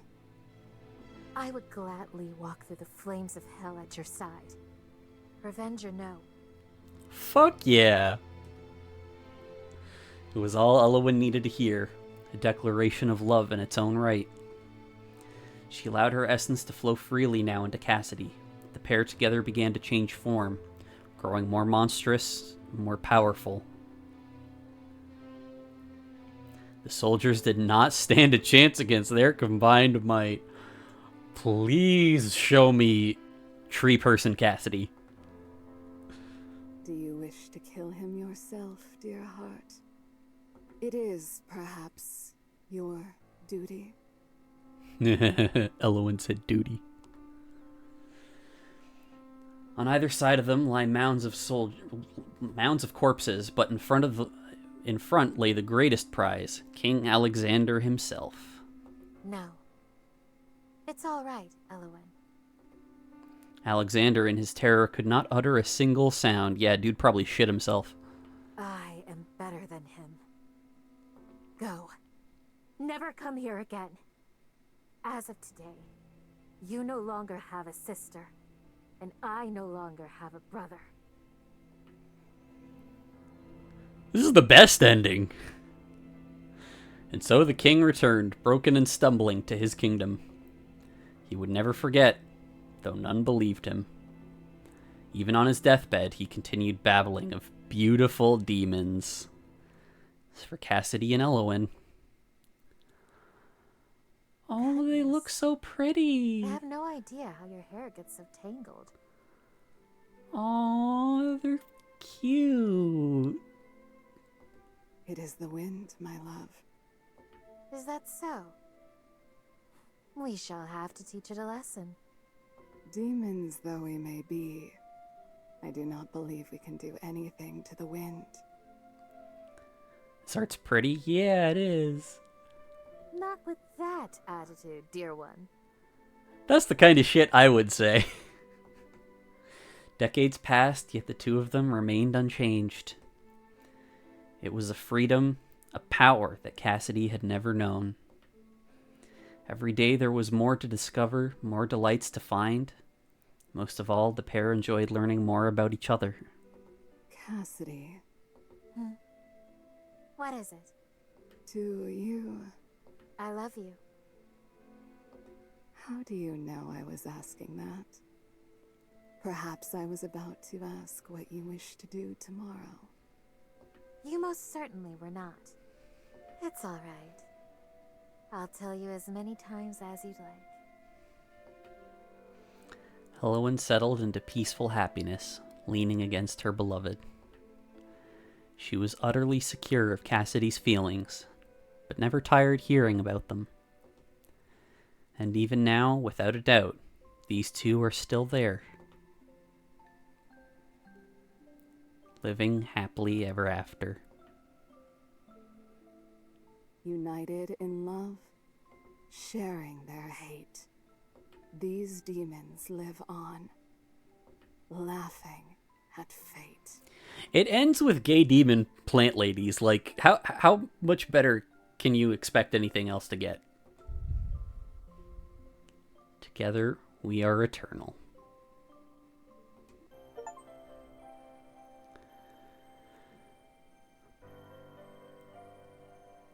The art here is interesting because, like, I'm assuming that this is Alexander.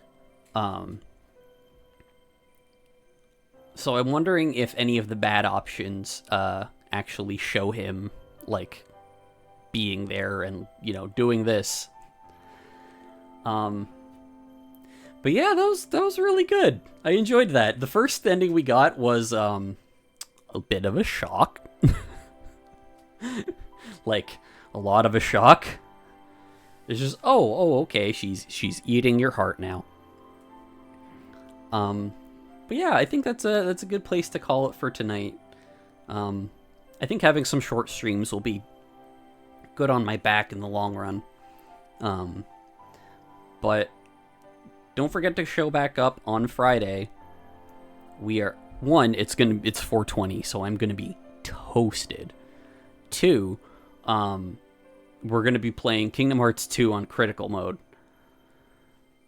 And I haven't touched that game in like at least 5-6 years. So this is gonna be interesting. But yeah, thank you everyone who came out. Thank you, Jeanette, again for the follow.